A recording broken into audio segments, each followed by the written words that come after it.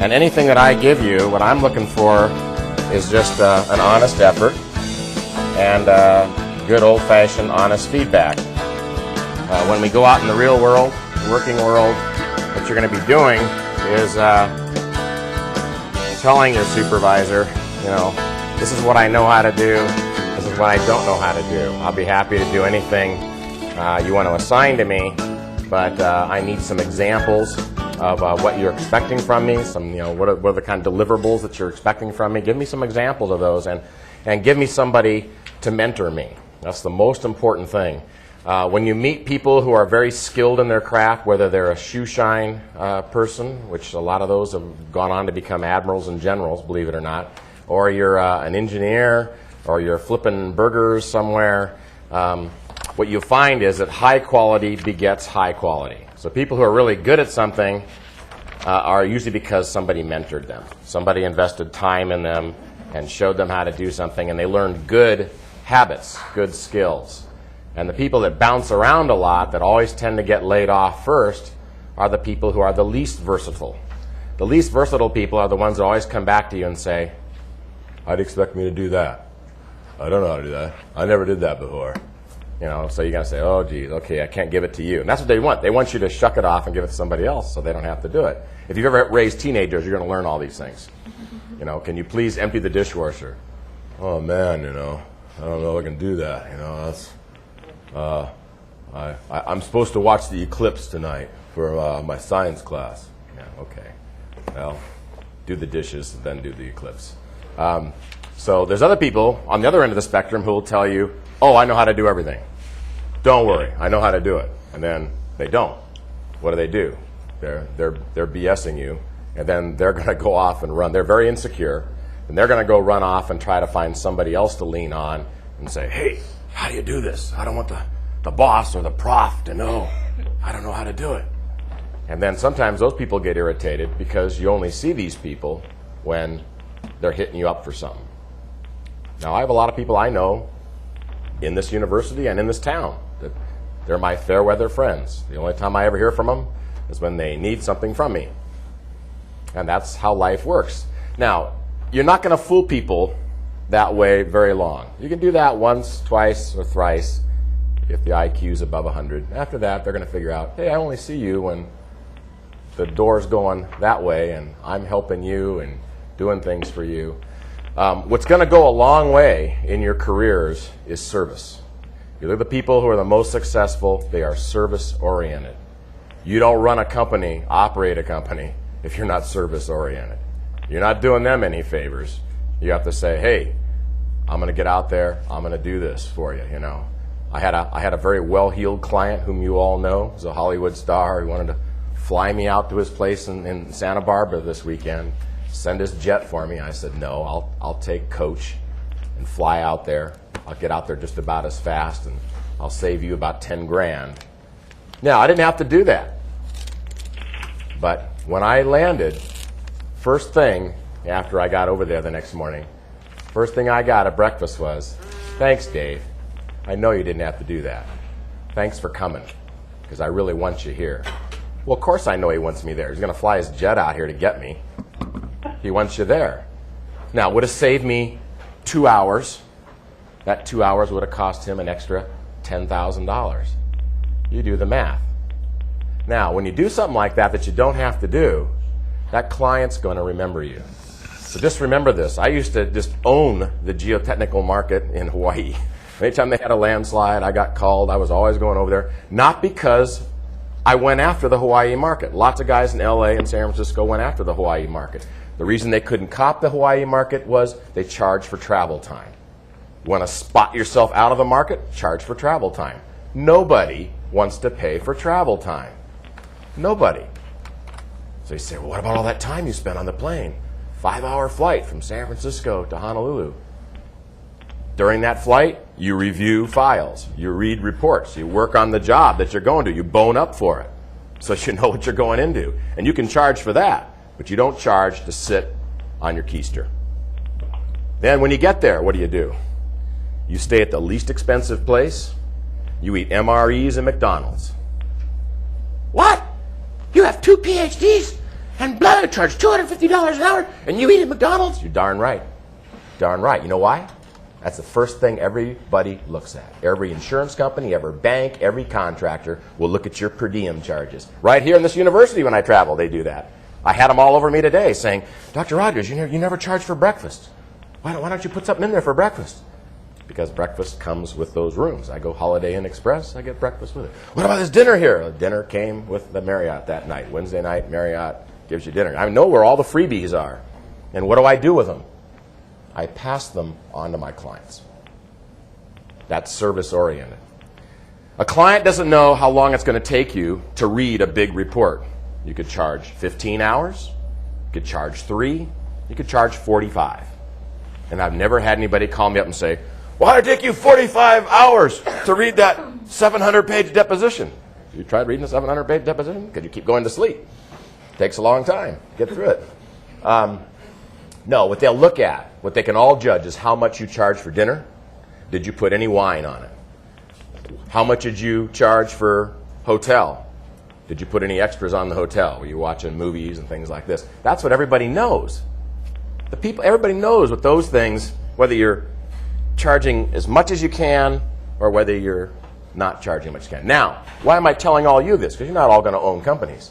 The reason I'm telling you this is the fastest way you're going to get fired when you go to work somewhere. The people I had to fire, the one thing they all had in common was as soon as I gave them a cell phone, they'd cancel their home phone and start talking to all their relatives all over the universe, even out on Neptune. Run up a bill of $700 in a month. Like I'm never going to look at the phone bill. I got news for you. I have accountants that look at the phone bills. And when they see one employee spending $700, do you think they notice it?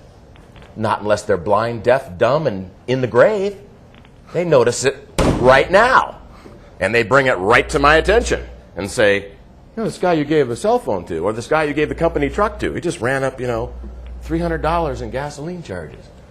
Yeah, he must have gone down to Mexico City last weekend. I don't know. This kind of stuff goes on all the time. And what does it tell you about that employee? It tells you they're very foolish, they're very immature, and you better watch out because they're going to do something to embarrass you, embarrass your company. They're going to get you sued, and they're going to be long gone.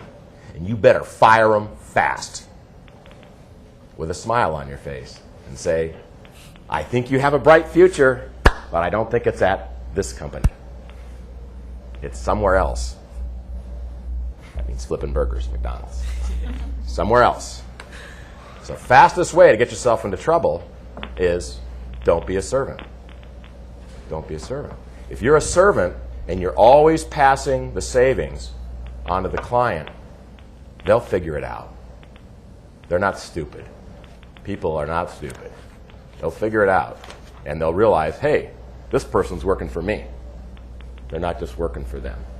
Okay, so that's today's little professional development tidbit. I do a lot of those in this class. If you've taken my classes, you know that, because that's the jungle that I come from, the dog-eat-dog jungle. It's actually a fun jungle to work in. So let's go to the homework problem. Hopefully let's see, I don't know how, I got to figure out how to do this. How do we switch on to this so we can look at it? It's there. It's just on the computer. You can. Oh, I got to do it on the computer? We're on the far right there. Minimize the AverVision thing. Let's see that over there. Oh, okay. Great. Great. And do I have a light on here somewhere? Yeah. It says lamp. Is that this little thing? Okay. Is that it? What did you hit? Oh. Hang on. Okay. All right. So what we have here is your assignment, one of your assignments for Chapter 3, and it's a geo cross-section. Now, for those of you who don't have much geology background, I got to give you a little explanation. This is a bank excavation for a deep foundation in Budapest, Hungary. So we're in a major river valley, and what you see right here is a strip map of the geology from the floor of an exploratory trench, and that trench was about 3 meters deep. It's about 10 feet deep. And so what we're picking up here, we're seeing quaternary units. So this goes in line with the section along the south side of the excavation. And what you're seeing here is the geologic units. The Q units are quaternary geologic units, younger geologic age, that cover much older Jurassic Cretaceous units. And then as you go along that line, what I want you to see here is how the strike and dips vary. Here's a 20 degrees, and then you see a whole bunch of, there's an overturned fold, and then there's 60 degrees, 55, looks like 35, then 30, and we got a fold, and then 50, and then here we're going 80 in both directions in the Q3 material, and then 40, 80 in the other direction, 15. If you saw this as an engineering geologist, you just look at this and you go, here's your reaction. On a scale of 1 to 10, this is a 10. You're going to go wild. This is wild. Things are going. And if you got things that are folded, you got any kind of folds, you're not going to be able to play the let's put a boring here and let's put a boring there and get a ruler and draw straight lines between them. Not going to work. There's no amount of rulers and drawing straight lines between the borings going to work here. These 4 borings are like a boring in Antarctica, one in North America, one in Australia, and one in Central Asia. That's how well they're going to correlate. So I just want you to know that. So what I want you to do, I want you to put in a fair effort. Now what I show here is the cross-section. Sorry about this. I got to turn my phone off. What I'm showing here, I'm going to turn the phone off, is a cross-section that was done by the project geologists. Now these guys probably had 20 years of experience when they did it, so they're not stupid at all, and they know the local geology. They've worked in this area. Now that's essential on engineering geology. You do somebody who's from out of town, somebody who hasn't worked in that area, you're not going to guess it right, most likely. You're probably not. There's going to be a lot of learning curve that goes on. So it's always dangerous to use geotechnical consultants when their geology comes from some other area. Now, soil mechanics and foundation engineering is not that way. It's all very codified, very cut and dried, put into nice little Betty Crocker cookbook formulas that apply universally to the whole world. That's great, because concrete is pretty much, you can make the same mix of concrete anywhere you go in the world. You can't make the same foundation under the building anywhere in the world. Every single site is going to be different. Even if you're in the same geologic formation that you were over that county or over in that state, the stress history is going to be different because of the geomorphic evolution of that area. Okay, so just because you're in a formation doesn't mean it's going to behave the same. Formations are glamorizing big, huge things like Native American. That's a big formation. But are all Native Americans the same? No. No, you got lots and lots and lots of differences. You're going to have nuances, even within a single tribe. So this was their best guess. So what I want you to do is look at those boring logs. There's 4 boring logs, and see if you could come up with an alternative explanation to theirs. Okay, that said, I don't want you to burn up more than 90 minutes on it. Don't spend more than 90 minutes. Get to 90 minutes, stop, and give me something. Give the boss something. Don't give the boss question mark, I couldn't figure it out. Do something. If you can't do anything else, you can trace what's there already to show me that you put some time into it. Okay? Because that's what your boss is going to look for. Now, what most bosses look for, and I forgot to do when I was young, they usually look for a scale bar. So if you're going to go out there and you're going to draw anything in the field, you either got to put a scale in the picture and photograph it. I always used a meter stick. And on the meter stick, I actually put on the lower 50 centimeters, I actually had black tape up and down, so I could see that thing, 5, 10, 15 meters away. I could see my meter stick. And then you have other things you can put in your pocket that are centimeter sticks and inches that you can put down and photograph. But you always want to have scale. You have to have context.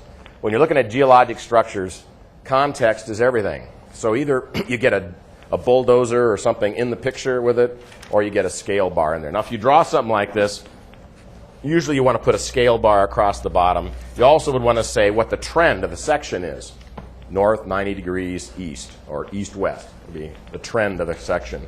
And here you can see what they have is they have the depth in meters marked out from 36 down to 14. And I would imagine it's vertically exaggerated, but we don't know how much. So it probably is vertically exaggerated.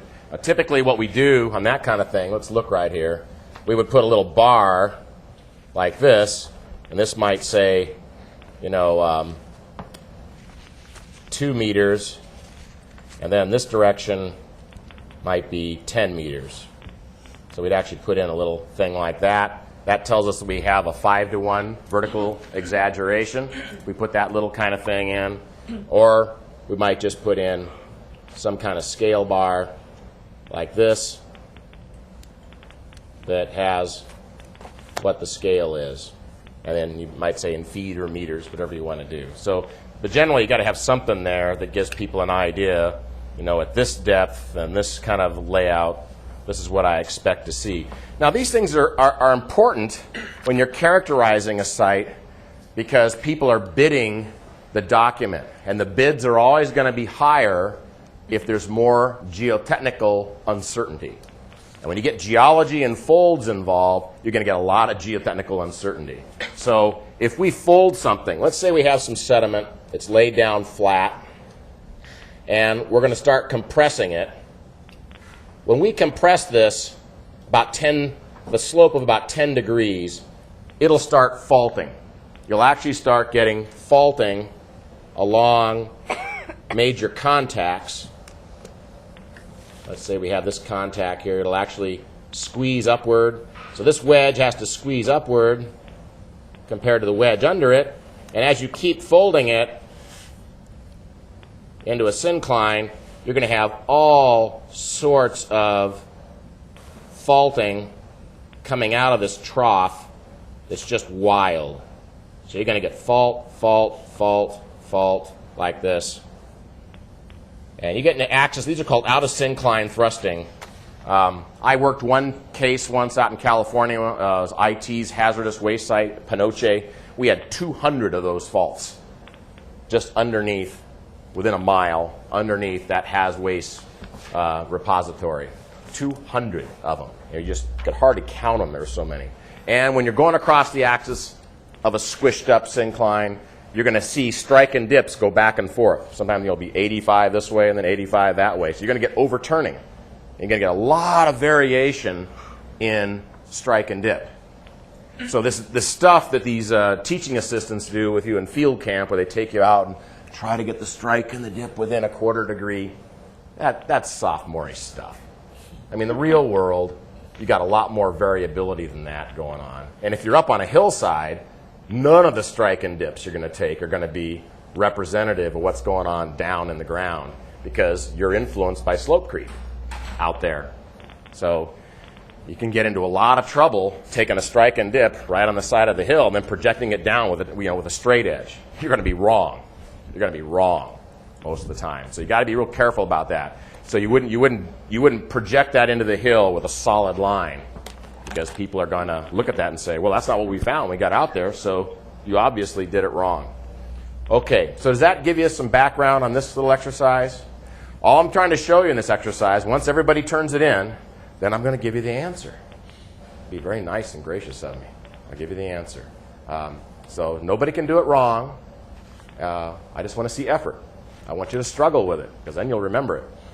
And they go, God, this guy gives hard assignments. Well, that's probably the hardest one I'm going to give you the whole semester, okay? But what I want to impress upon you is very difficult to draw cross-sections if you have folded geology underneath you. You better watch out. It's almost impossible to draw an accurate section, okay? So that's what I want you to get out of that exercise. Now, some other things I want to look at as long as we have this thing up right now.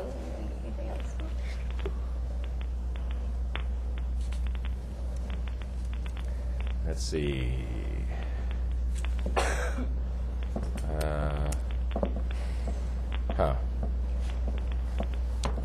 How do I zoom in on this?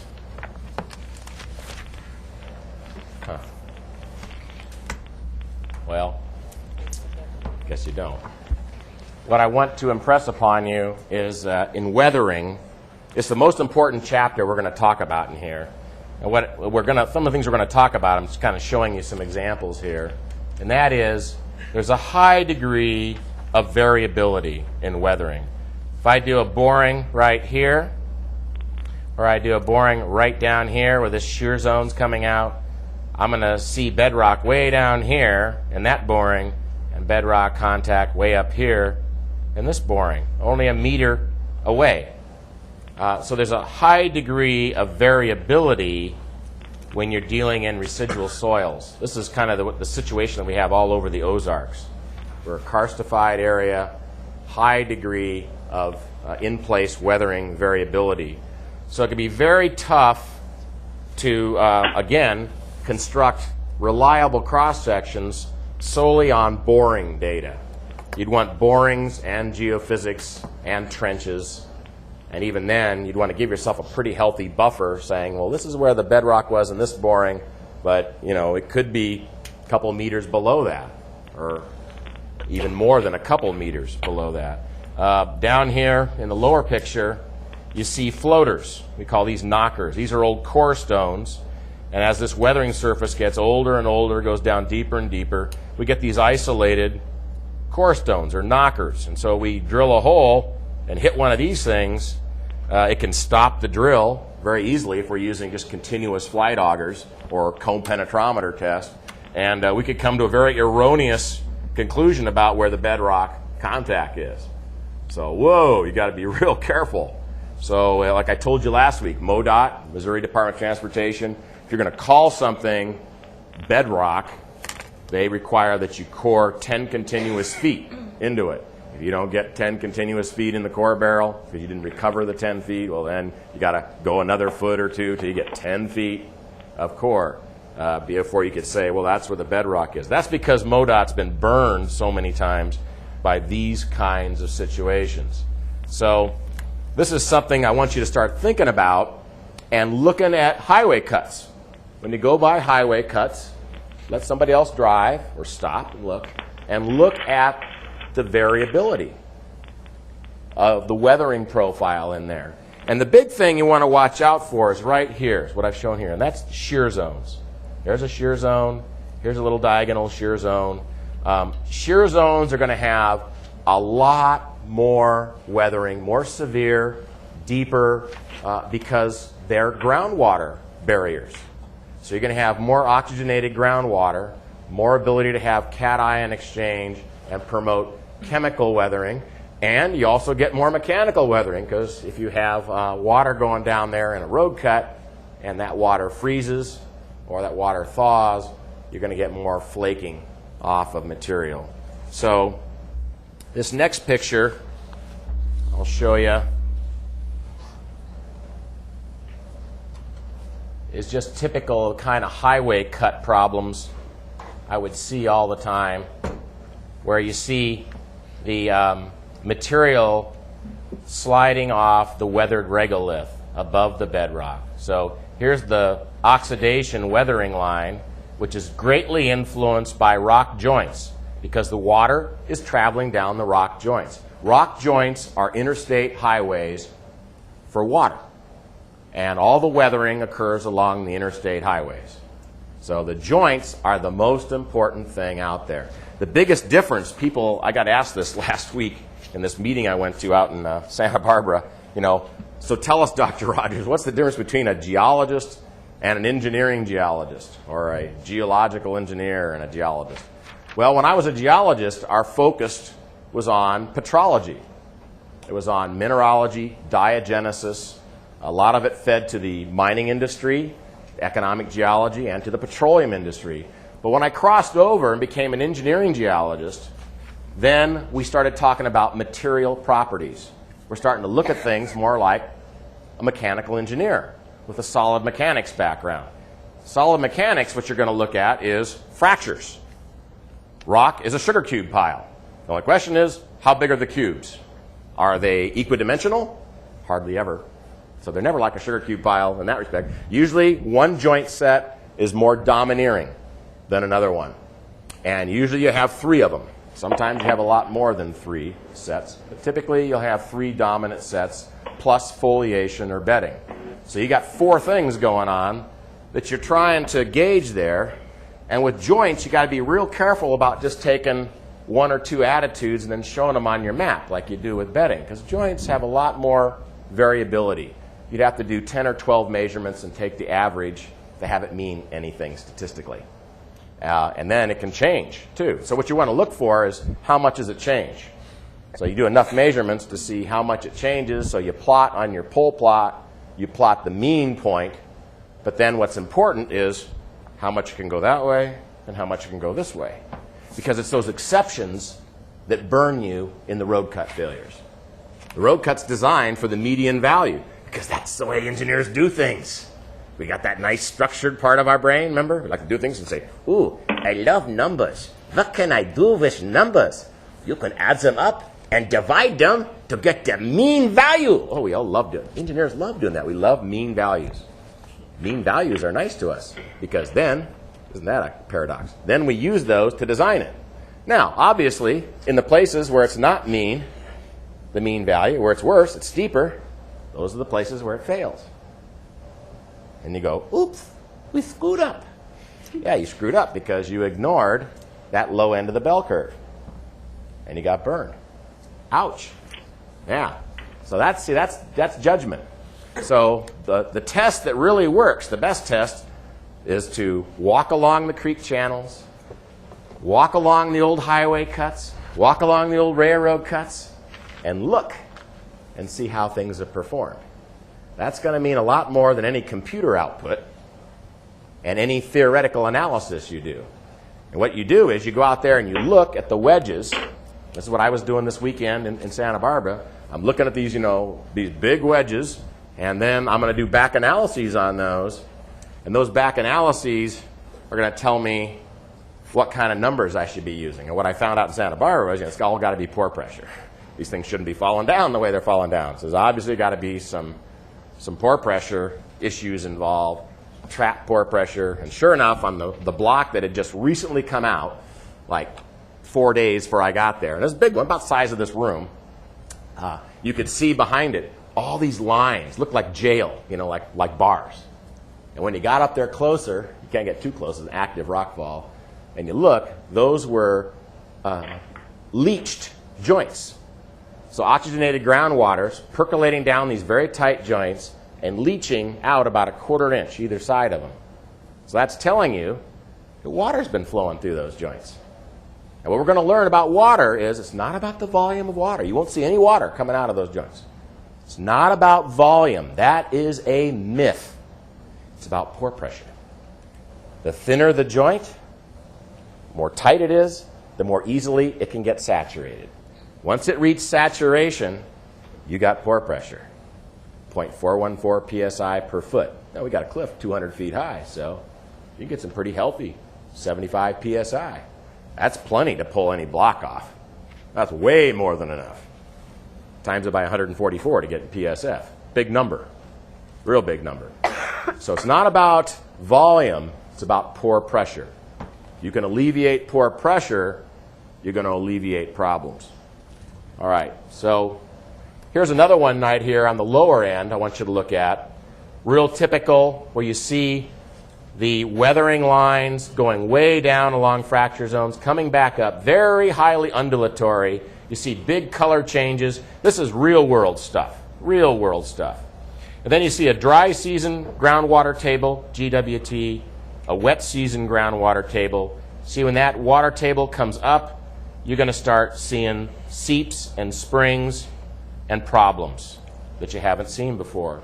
So a lot of time, we call this now in the geology world decadal cycles. Decadal cycles means you have enough data over enough decades to look at decade-long cycles. And what we're realizing is it's the decade-long cycles that are really important. Because if you have something wet over a long period of time, all of the trapped air gets pushed out, and you lose your negative pore pressures. And when you get all that air gets expelled out, the crap hits the fan. Because now you're saturated, and you can get a world of hurt that you'd never seen there at that road cut for the previous 30, 40 years, because you finally have reached true saturation. And you just run an infinite slope analysis with pure saturation, you'll see how little it takes to make it fail. You're lucky if you get a phi of 20 on the back calculation. And the cuts, of course, 26 or steeper. So that's why it comes out, down about 1 meter deep. Here's another one, weathered road cut. They came in and cut the bottom off of it, destabilized this gravelly conglomerate layer here. Now, conglomerates are very, very strong. The problem is they're aquifers. So they got lots of water moving through them. And what I want you to do now, whenever you drive around and you see a gravel unit, I want you to look at the bottom of it and tell me what you see. Because what you usually see below the gravel is something like siltstone or shale. What's the permeability of siltstone or shale? Well, it's 2 or 3 orders of magnitude lower than the conglomerate. So what happens is you get pore pressures perched on the base of the conglomerate, and you get seep undercutting at the free face. And so the conglomerate's very strong, but its foundation has high pore pressure, low friction, and it's slipping out little bit by little bit. And the big strong stuff above it, after it gets undercut, has very low tensile strength. Conglomerate doesn't have high tensile strength, but it has a lot of cementation, and the blocks just fall out.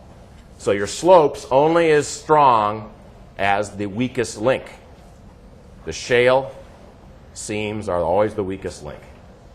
Always, always, always. Okay, we're going to stop at that place there today, and we'll go back over here.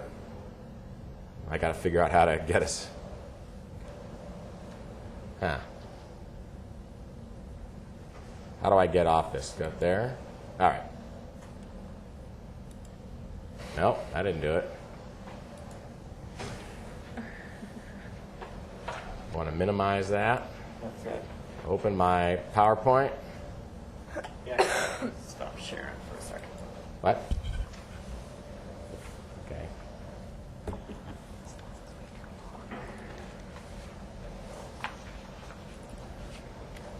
Okay. Now you're going to have to remind me where we left off last week, because I'm getting to that age where I can remember how to get to school and where to park and where my office is, and it starts getting foggy after that. So we got down. Yeah, to part 4. Okay, part 4. All right. Spheroidal weathering. All right, so we're going to start on spheroidal weathering, part 4. This is an interesting case right here. This is called globe rock. Globe rock had a big sign in front of it when I first went out to look at it, and it said, "This is a classic glacial erratic." This is my brother-in-law and my oldest child right there, and it's the summer of 1981, and I went out here to look at this. It's a granodiorite, and I noticed an albite bed, or vein of albite, about 2 inches thick, running through this boulder, right through, connecting with the pedestal. And I said, I think that sign over there is wrong. I think this thing actually weathered in place. It's a core stone. And being a rock climber, and this is just south of Yosemite National Park in the Sierra National Forest. And so I mentioned this to Jerry DeGraff, who was the Sierra National Forest geologist, and he went out there and looked at it and came to the same conclusion, and he changed the sign. So spheroidal weathering is something we see all over the world. My favorite place to hang out when I was in college was Baja, California. And the reason was simply economics. It was the great untamed wild, wild west. Lots of banditos, and you could take $100 and go down there for a month. That was a pretty good deal. I mean, you can't find a better vacation deal. I guess you go to Walmart parking lot and watch things going on there for less than that. But yeah, you see a lot more interesting stuff down in Baja. And the geology is a lot more interesting than the asphalt over here at the parking lot. And Baja California, this is where this picture is taken, is a Southern California batholith. So it's lots and lots of Jurassic age granite, most of it around 50, 55 million years old or so. And you have these big core stones that are weathering out, and they're all joint block border. So the core stones are a function of the joint spacings. So if we look at that, granitic rocks weather as the ferromagnesian minerals right here decay. And they decay first because they are the furthest from their environment of deposition. So you have them weathering first, the dark minerals weather first, followed by the feldspars, and the quartz particles that are in the granite are the part that is the most stable. And that's why most beach sands are dominated by quartz particles, because you can't weather quartz down into anything. It's as stable as it can be. It's SiO2. Now, one of the most unstable things out there is olivine, SiO4. Very similar, but 2 more oxygens on it, so more reactive. And the oxygens get pulled off. You rarely see olivine or peridotite out there anywhere. It's usually weathered away and gone. The Kona sands on the Big Island of Hawaii are all olivine sands. That's the only place on the planet I know of anything like that. So carbonic acid from rainwater, and rain is slightly acidic. And if you run that rainwater through decaying organic matter, it gets more acidic. And those percolate through the decaying forest litter and weather the feldspars and the calcite. Calcite's limestone type stuff. That's highly soluble compared to feldspar. So these things get weathered, and we tend to get kaolinite coming out over here. And so kaolinite's been studied a lot in the soil mechanics literature, especially by Norwegian Geotechnical Institute. Back in the 50s and 60s, they kind of use it as their basic neutral clay. It has very, very predictable properties, and you can actually mine it in very pure form. We use it in California for our has waste liners, and I used it in all of our firm's work to do a low-level nuclear waste isolation for the Department of Energy. And the reason we use it is because it has very predictable properties, and we could purchase it in pure quantities, large quantities and very pure, 100% pure kaolinite. And it still desiccates like crazy, by the way. That was the hardest thing we ever tried to compact. And going into the job, we knew it was going to be a challenge, but I was very overconfident because I grew up in the grading business. I know dirt better than anybody. I'll just have 2 water trucks out there, watering it continuously. And they said, 24/7? I said, 24/7. We're going to have the Klieg lights on. We're going to do this waste isolation pits. We're going to get it all done for you. And boy, did I get my comeuppance. I forgot we were in Altamont Pass. Altamont Pass has wind. And wind is a much bigger factor than air temperature. Wind will take water out of a soil way faster, as fast as a microwave. Yeah, that's pretty fast. Woo! Yeah. And so we're standing there, we're just watering the heck out of this surface. Water truck, and we're watching the desiccation cracks growing right before our eyes. I wouldn't have believed it if I hadn't seen it. So there's always going to be things in your career that are going to surprise you. I guarantee it. No matter how smart you are or how smart the people were that mentored you, there's always surprises. And that's what you want to keep your eyes open for, the surprises. That one scared me. I got to be real honest with you. It really did.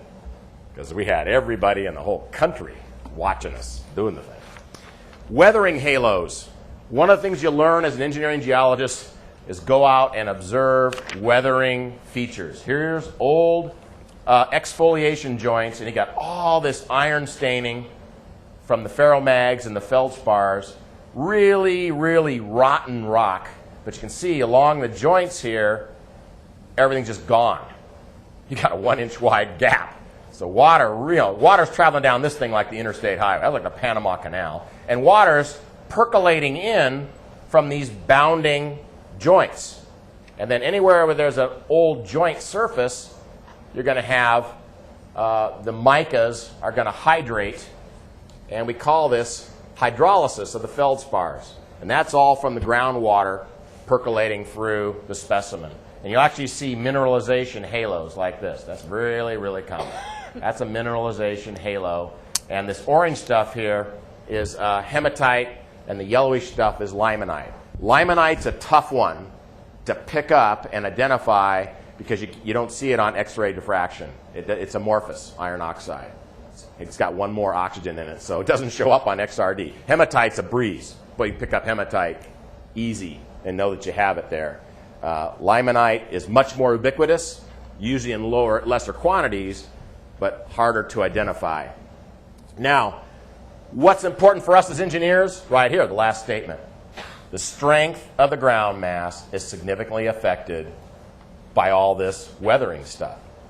You've changed this from being a very hard rock that would be very difficult to excavate. This outcrop I show you right here, it has snow on it. That's what all the white stuff is.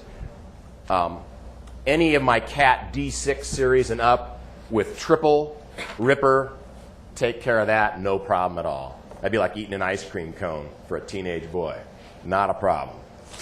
Just rip it right out of there. It's not going to be a big issue because it's so weathered. Now, you ask the geologist, what do we have out there, Frank? What kind of rock? Granite. Now, as soon as you say granite, everybody in this room is going to think of something. Some of you are going to think of, Yosemite National Park, El Capitan, 3,000 feet high, really strong rock. Well, granite runs the gamut from grus, you can just pull out with your hand, to stuff that's 3,000 feet high and glaciated. All the weathered rock in a glaciated area has been carried away by the glacier. It's like a giant Hoover vacuum cleaner. All the bad stuff has been sucked up and taken out. It's not there. So glaciated surfaces, you get up working in the Alps or you get working in Scandinavia, boy, they got hard rocks. I mean, you don't see weathering rocks anywhere. All the weathered stuff's been hauled off and eroded by the glaciers. So when you say granite, that doesn't mean anything. You got to put some modifiers on it. We got some weathered granite. Now, the other problem is you could go 9 meters down right here, and it might be fresh and hard, and you can't rip it with anything. That's where the problem usually occurs. We tend to group things based on petrology, and we don't describe them very well according to their mechanical properties. But as engineers, that's what we're concerned about. We're concerned about their excavatability and their mechanical properties. Here's one at the Tom Sauk Dam failure. It's a classic picture.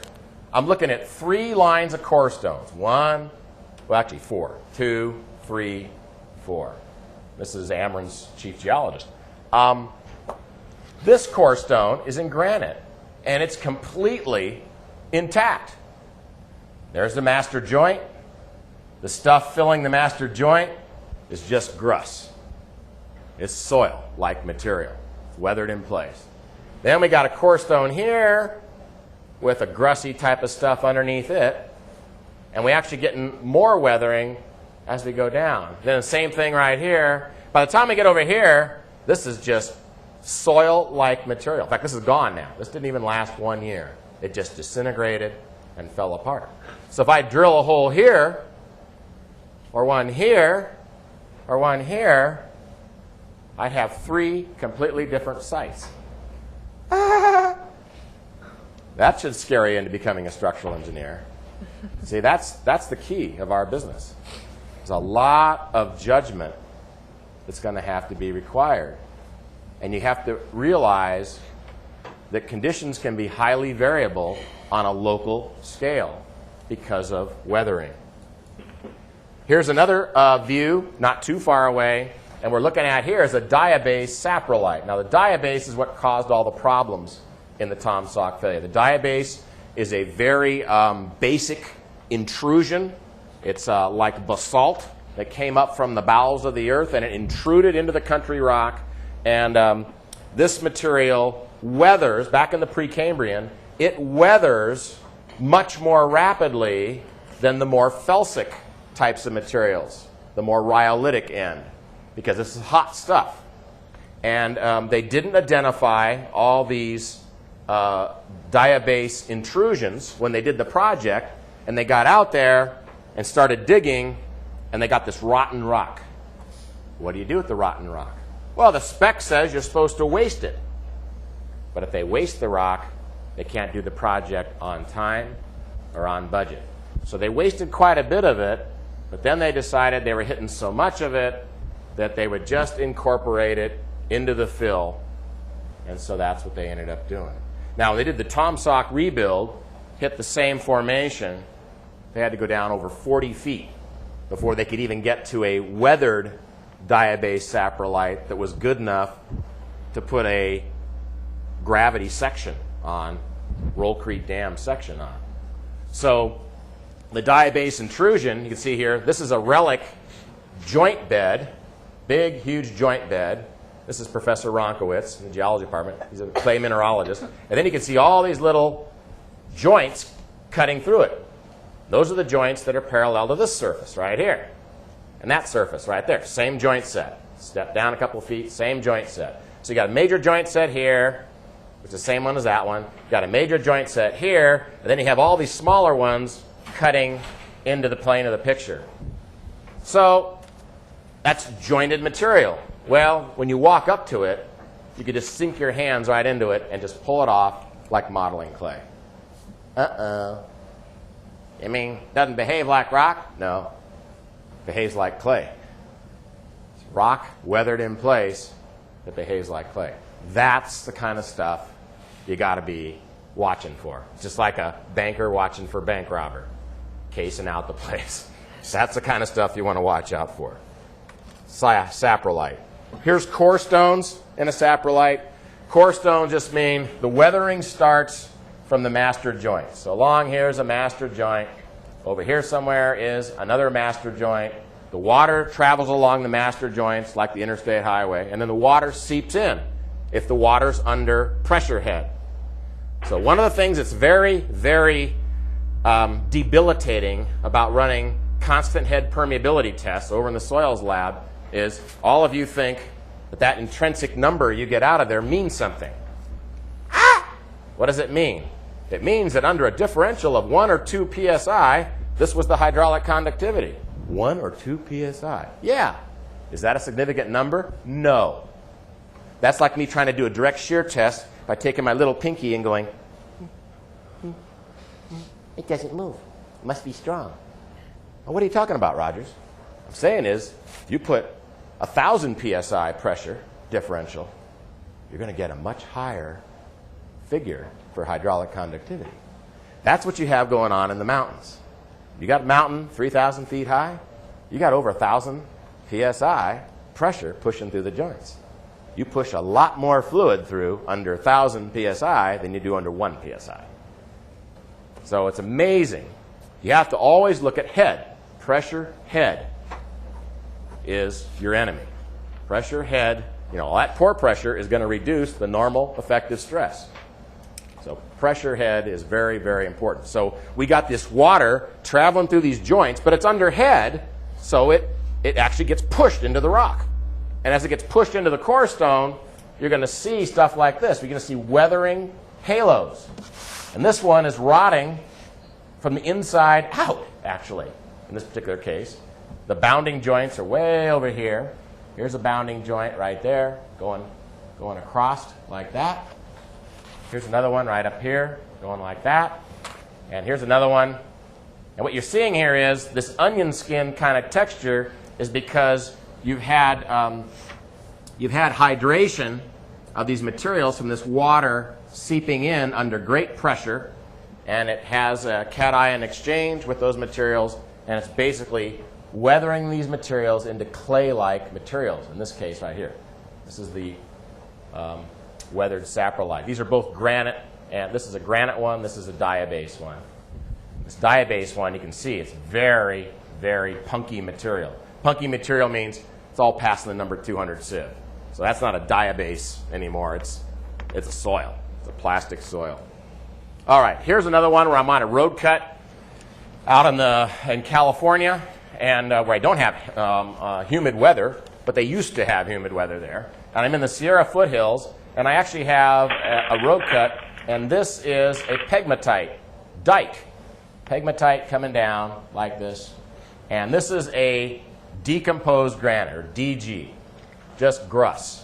Gruss is a term that describes silicious sand and gravel, granule gravel derived from the weathering of this granular material. And it's just, you can just run up here with your hand and just pull the stuff off.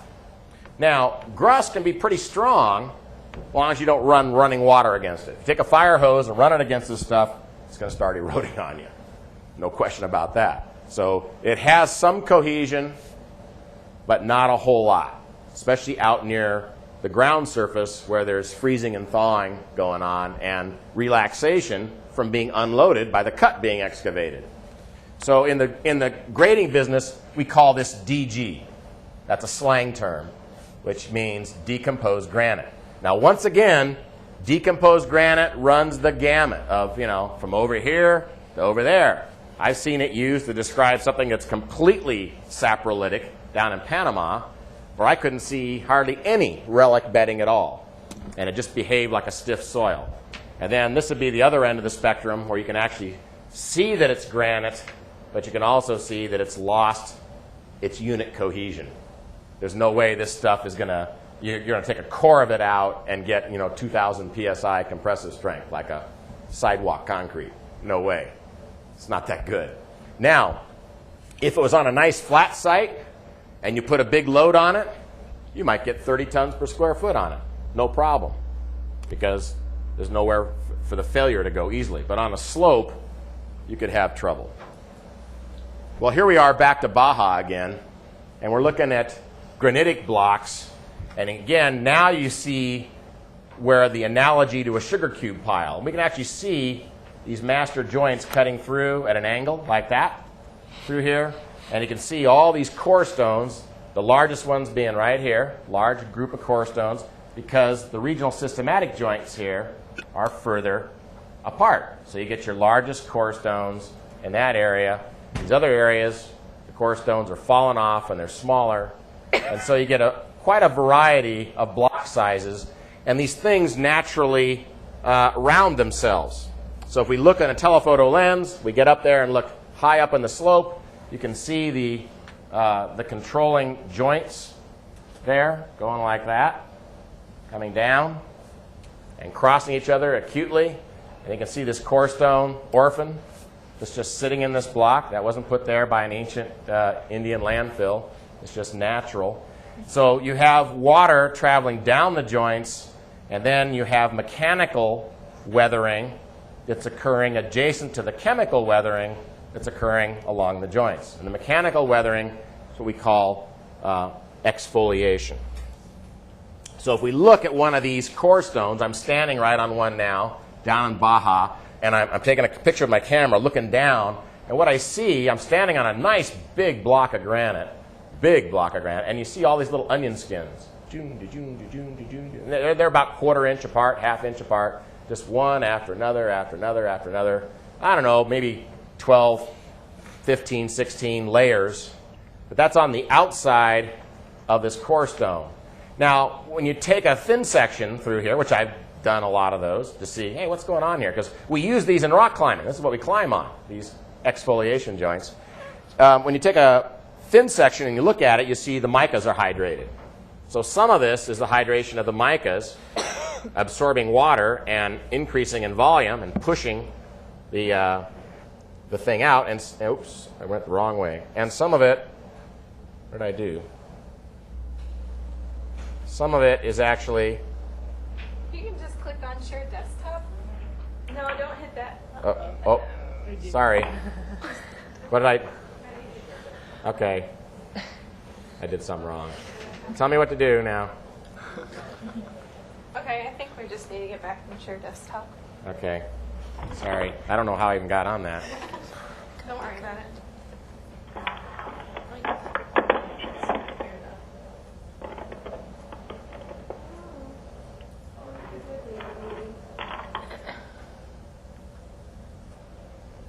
That's because we're webcasting it out, that whole thing. Okay. Yeah. All right.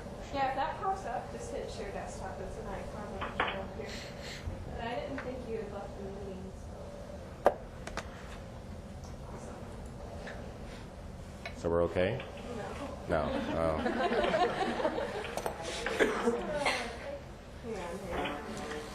All right, so we just take a little break right now? Let's just do that. Take a little 5-minute break right now. We're going to go all the way to 6:30 today, because I'm not going to finish the course with you, because we lose Labor Day next week.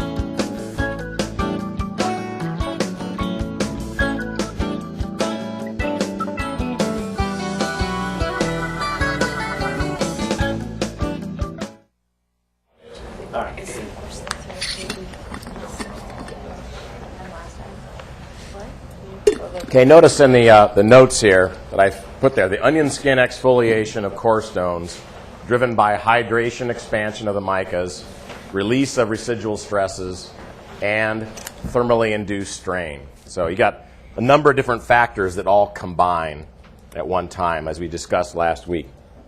Here's spheroidal weathering of a granitic core stone. This is pretty typical what you see on a Forest Service road where they're logging an area. We're in decomposed granite. And in this case, we got a rine on this block that's extremely weathered. You can see this stuff here. You got about 6, 7, 8 circular joints, and this stuff is just really cruddy, bad stuff. And then the core of the core stone is very, very hard. And they had to come in here and jackhammer that to break through the core stone to just make this little road. And over here we have core stones that are left intact. They didn't have to cut right through the middle of them. So this is like cutting an orange right in half, this core stone. And you can see it's very, very circular, which means we have equidimensional blocks, more or less, which isn't very common in geology. Usually everything in geology is euhedral. Usually you're longer in one direction than in another direction. But in this case, this is, again, nice granitic rock up in Washington State.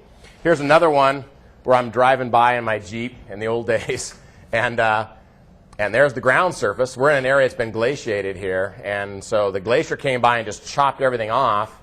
And so we got a zone here about, 2 meters deep that's really, really weathered all the last 14,000 years. But here we are, we're going right through a core stone, and there's your depth of severe subaerial weathering.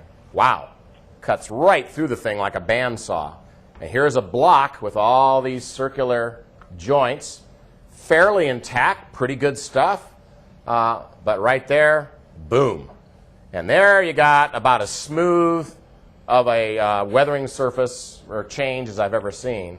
So, we would call this sea horizon material right up here, weathered bedrock in place. Now, all the structure's gone, you notice. Can't see much structure. Down here you can see a lot of structure. The rock's weathered, but nowhere near as much as right up here. So they're really like two different materials, same core stone. The weathering goes right through the core stone. Globe rock is a core stone that actually formed in situ. Now, in situ means in place. So this pedestal was actually part of this. This had a joint going down right here. There was another master joint going down here. The core stone got left. You have another joint cutting right through here, the bottom, and one across the top. This area severely glaciated and just happened in this little bench area to have left this core stone in place. And the dark colored stuff on here is manganese and ferrous oxide. So you actually could do a cosmogenic date on this block if you wanted to get a date. You probably get something like 6,800 BP, something like that. Be my guess. Probably right in the middle of the Holocene. Here's Elephant Rock State Park, which is right here in Missouri. And Missouri's got one of the oldest erosional surfaces in North America. It goes back to the late middle Miocene, or upper middle, we call the upper middle Miocene. And in this case, we have all kinds of spheroidal weathering in these very, very old Precambrian granites. And the pink color is the kaolinization of the feldspars. And then when you walk around on the ground, a lot of that gets worn off, and we actually see more of a gray color just because it's being touched and worn off all the time. And these are lichens, these greenish, yellowish things here growing on the rock. Lichens secrete very acidic enzymes that eat into the rock. And when you go to Air Force or Navy survival school, that's one of the things they teach you, how to eat. And they tell you that they taste like scrambled eggs. I went on one of these 5 days, you get shot down and they come out with the hounds and try to catch you. And I was darned and determined, being a track and field man, they weren't going to catch me, because the first day I was going to put 30 miles on them. And I figured they drop these flyers off and they figure, what are you going to move one day? Maybe 10 miles a day, expanding circle. And sure enough, I stayed ahead of them, and I had to live on lichens. Now, you really should do that for a week. You should go out and try to live off the land for a week, because your young wife's cooking is going to look really good to you. the rest of your life. There's nothing she's going to burn that's going to be as bad as eating lichen. It does not taste like scrambled eggs. And rattlesnake does not taste like chicken. It tastes like puked up snake.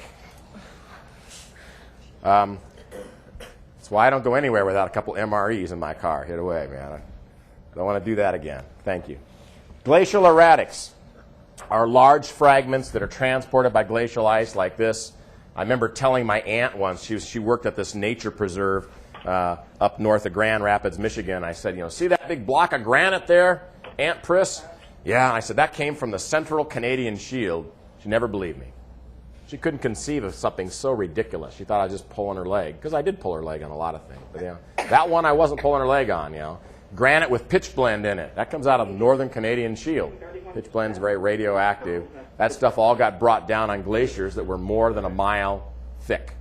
And so glaciers love to move stuff. I don't know what I did here. I'm hearing people talking. Click on share your desktop. That's what I'm doing.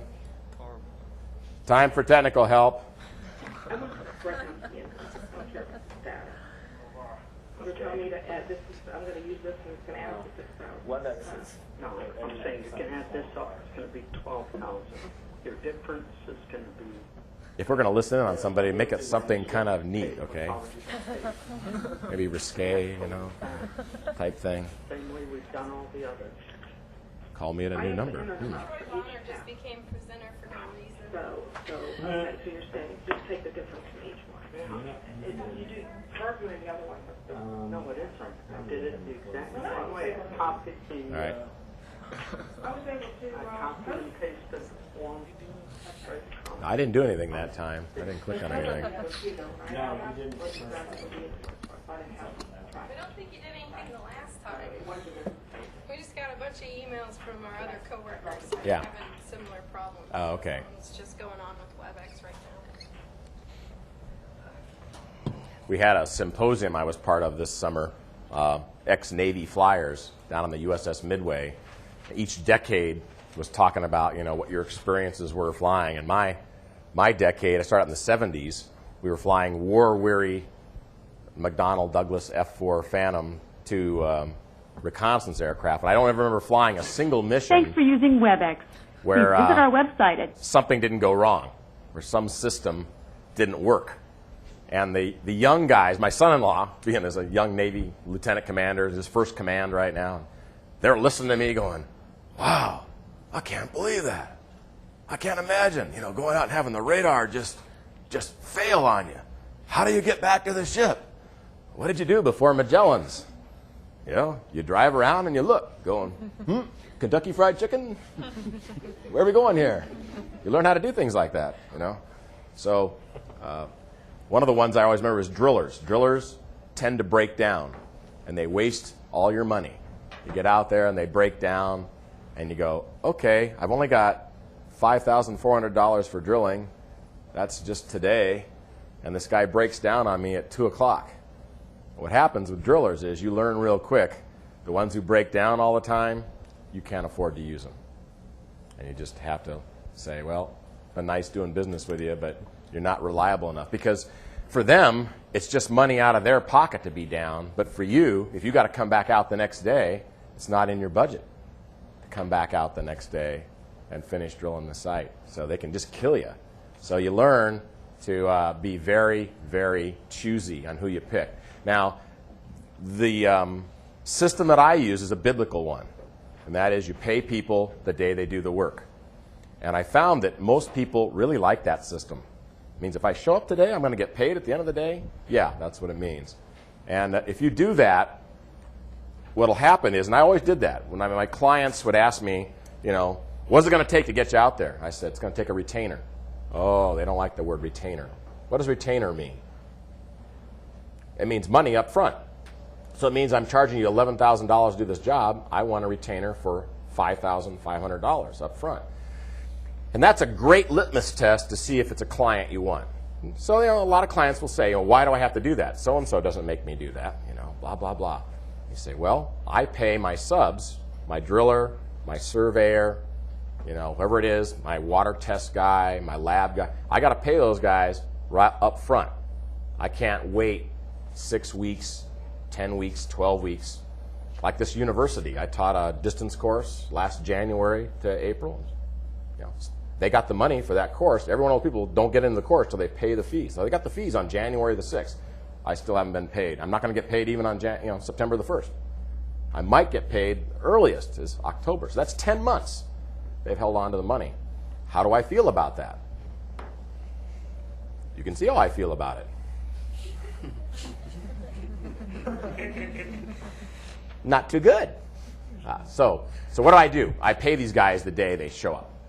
So what I heard over the years, I never had any trouble getting subcontractors to show up on any of my jobs. In fact, it got to where I could call on the phone and say, Herb, we need a drill rig out at such and such a place. I know this is really short notice. This is has a short fuse on it. I'll give you an extra $1,000 if you could come out there Saturday or day after tomorrow. They'd always say, no problem, Dave. Save the $1,000. Just have my check there. Never had a problem. Now, when I left California, they had a going away party for me, and they invited all these different people, all my competitors. That was fun.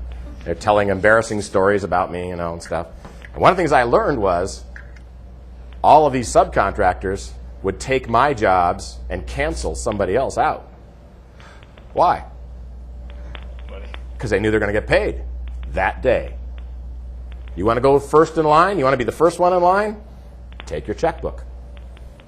It's very easy. Pay your bills in a timely manner. Okay. So that's not hard. That's a success principle number 2. Service is number 1. Number 2 is pay people up front. Pay people up front.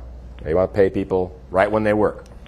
Spheroidal weathering is not limited to massive plutonic rocks. When I was going to Caltech, that's all I heard. You only have exfoliation in granitic rocks, plutonic rocks. And I'm sitting there going as a rock climber, and I'm going, now wait a minute. I'm down in Baja California here, the Sierra San Pedro Martir Mountains, and I'm seeing this Miocene sandstone. And you know what we called this? No, you don't want to know what we called this rock, but you can just use your imagination, the boys here. This is a nice round rock, with a thing on the end, and you're going, that's exfoliated, man.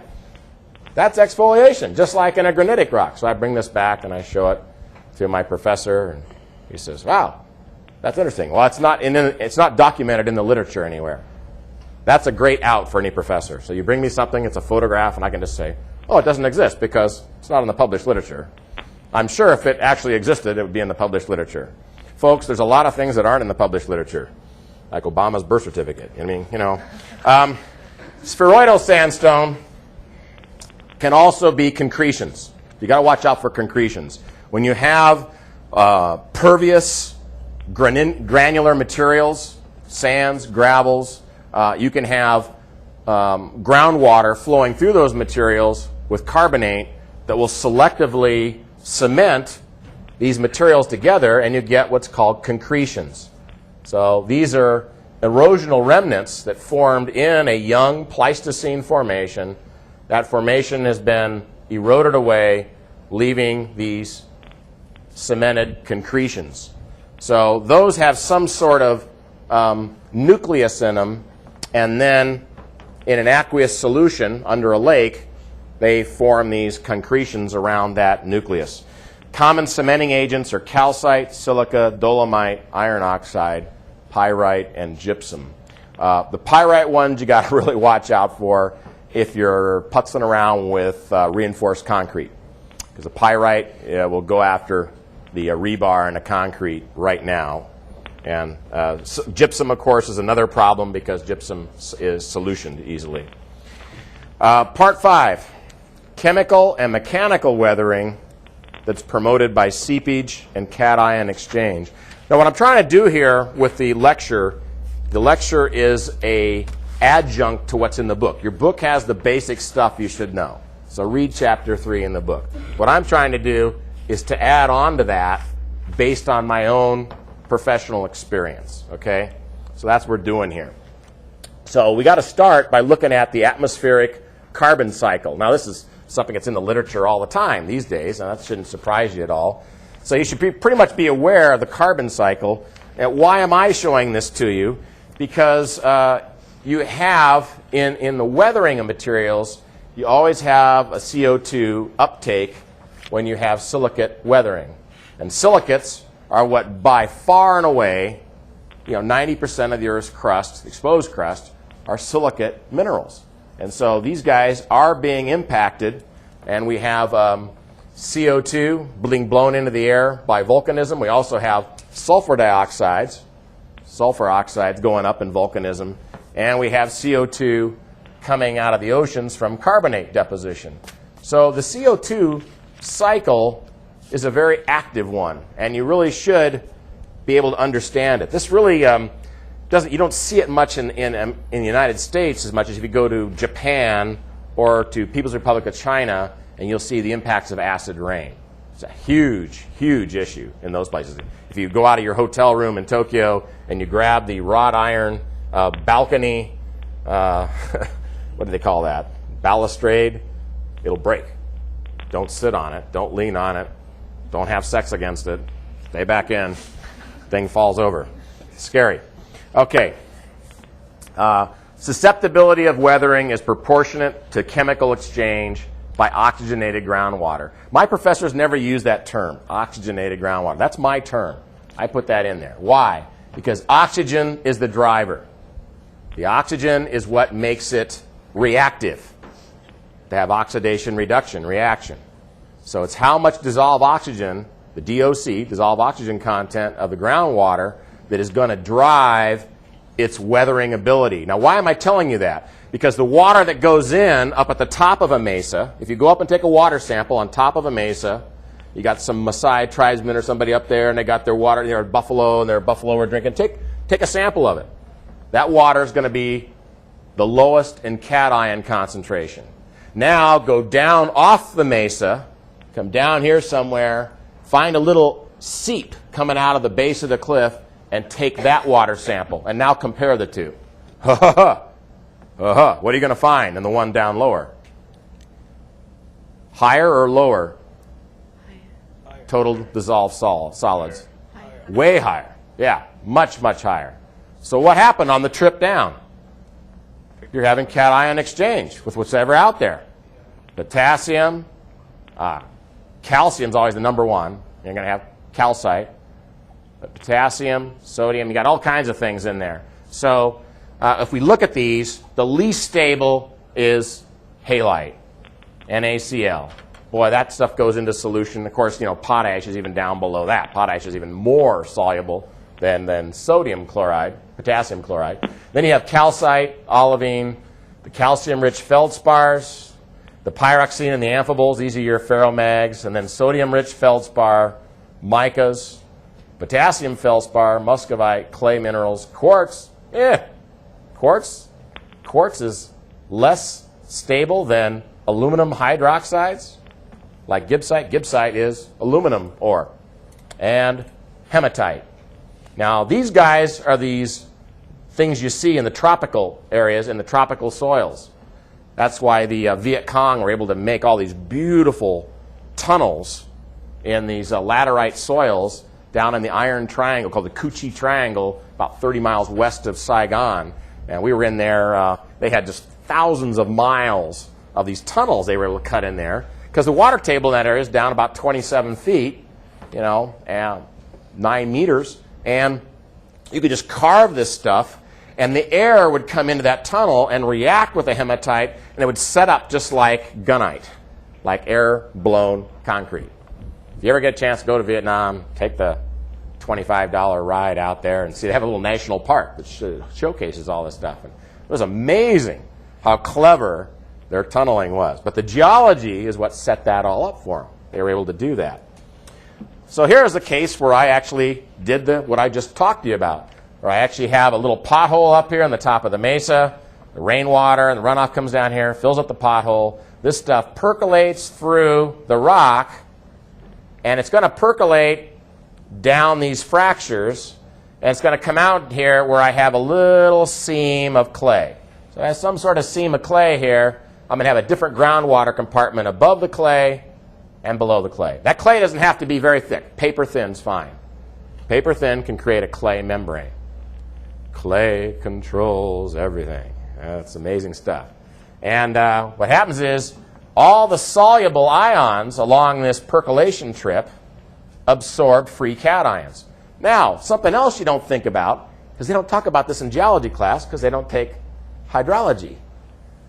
What happens on the trip? What's my pore pressure here? Low. 2 feet. Very low. What's my pore pressure down here? Higher. Yeah, could be 150 psi, depending how big this is.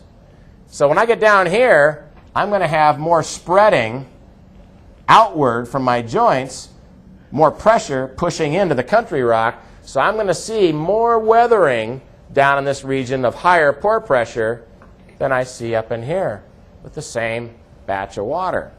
Now, what's compensating for that is by the time the water gets down here, it's more supercharged with free cations that it's picked up. So sometimes it can't absorb anymore.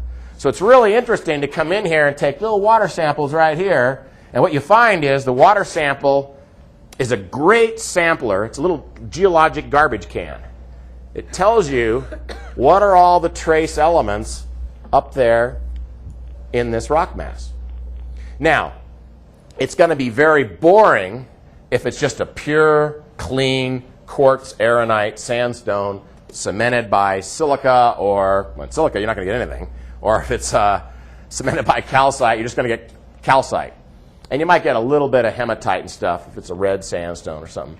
But if you have a unit in here that has a lot of fine-grained materials, silts or something like that, or clays, then you're going to pick up a lot more exotic things. You're going to get some heavy metals and things like that. So really kind of interesting just to watch these kinds of systems. Here's what happens. If you look at the solution cavities, these are called alveolar weathering. You get all these little pock marks. This is near Kanab, Utah, between Kanab and Mount Carmel Junction. We're in the Entrada sandstone here.